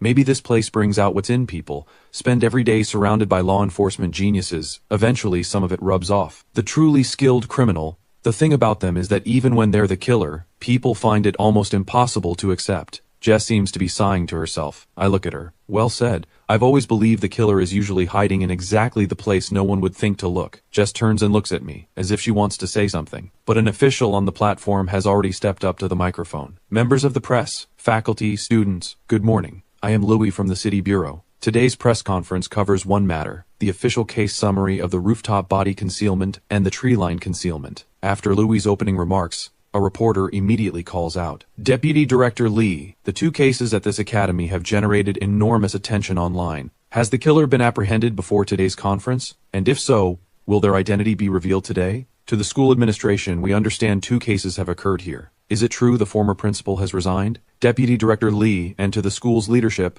3 people have died. The public impact has been severe. What steps will the academy take to prevent this from happening again? The reporters practically fight to get their questions in. On the platform, Deputy Director Lee raises a hand. Please, one at a time. I'll answer everything. Since this case first came to light, Secretary Liu of the City Committee and Bureau Chief Raymond Zhao have both taken this extremely seriously. Chief Zhao in particular has barely slept in 3 days over this case. But the effort has paid off. The real killer was indeed hiding within the academy, just as many suspected. Conclusive evidence of prolonged chloramphenicol poisoning was found in all 3 victims, Ash Yang, Warren Zhu, and Eli Wu. Last semester, cafeteria worker Frank systematically laced the food of all 3 victims over an extended period. After this lead was uncovered, our bureau conducted a careful and thorough operation and successfully apprehended Frank. Deputy Director Lee delivers all of this with polished authority and conviction, but the reporters aren't easily satisfied. Someone asks, if he was already poisoning them, why did he also commit brutal murders just before the break ended? Because all 3 had already graduated. The accumulated toxin in their systems wasn't yet lethal. And before the poisoning began, Frank had been assaulted by the 3 of them over a trivial dispute. He harbored a grudge. He ran out of patience.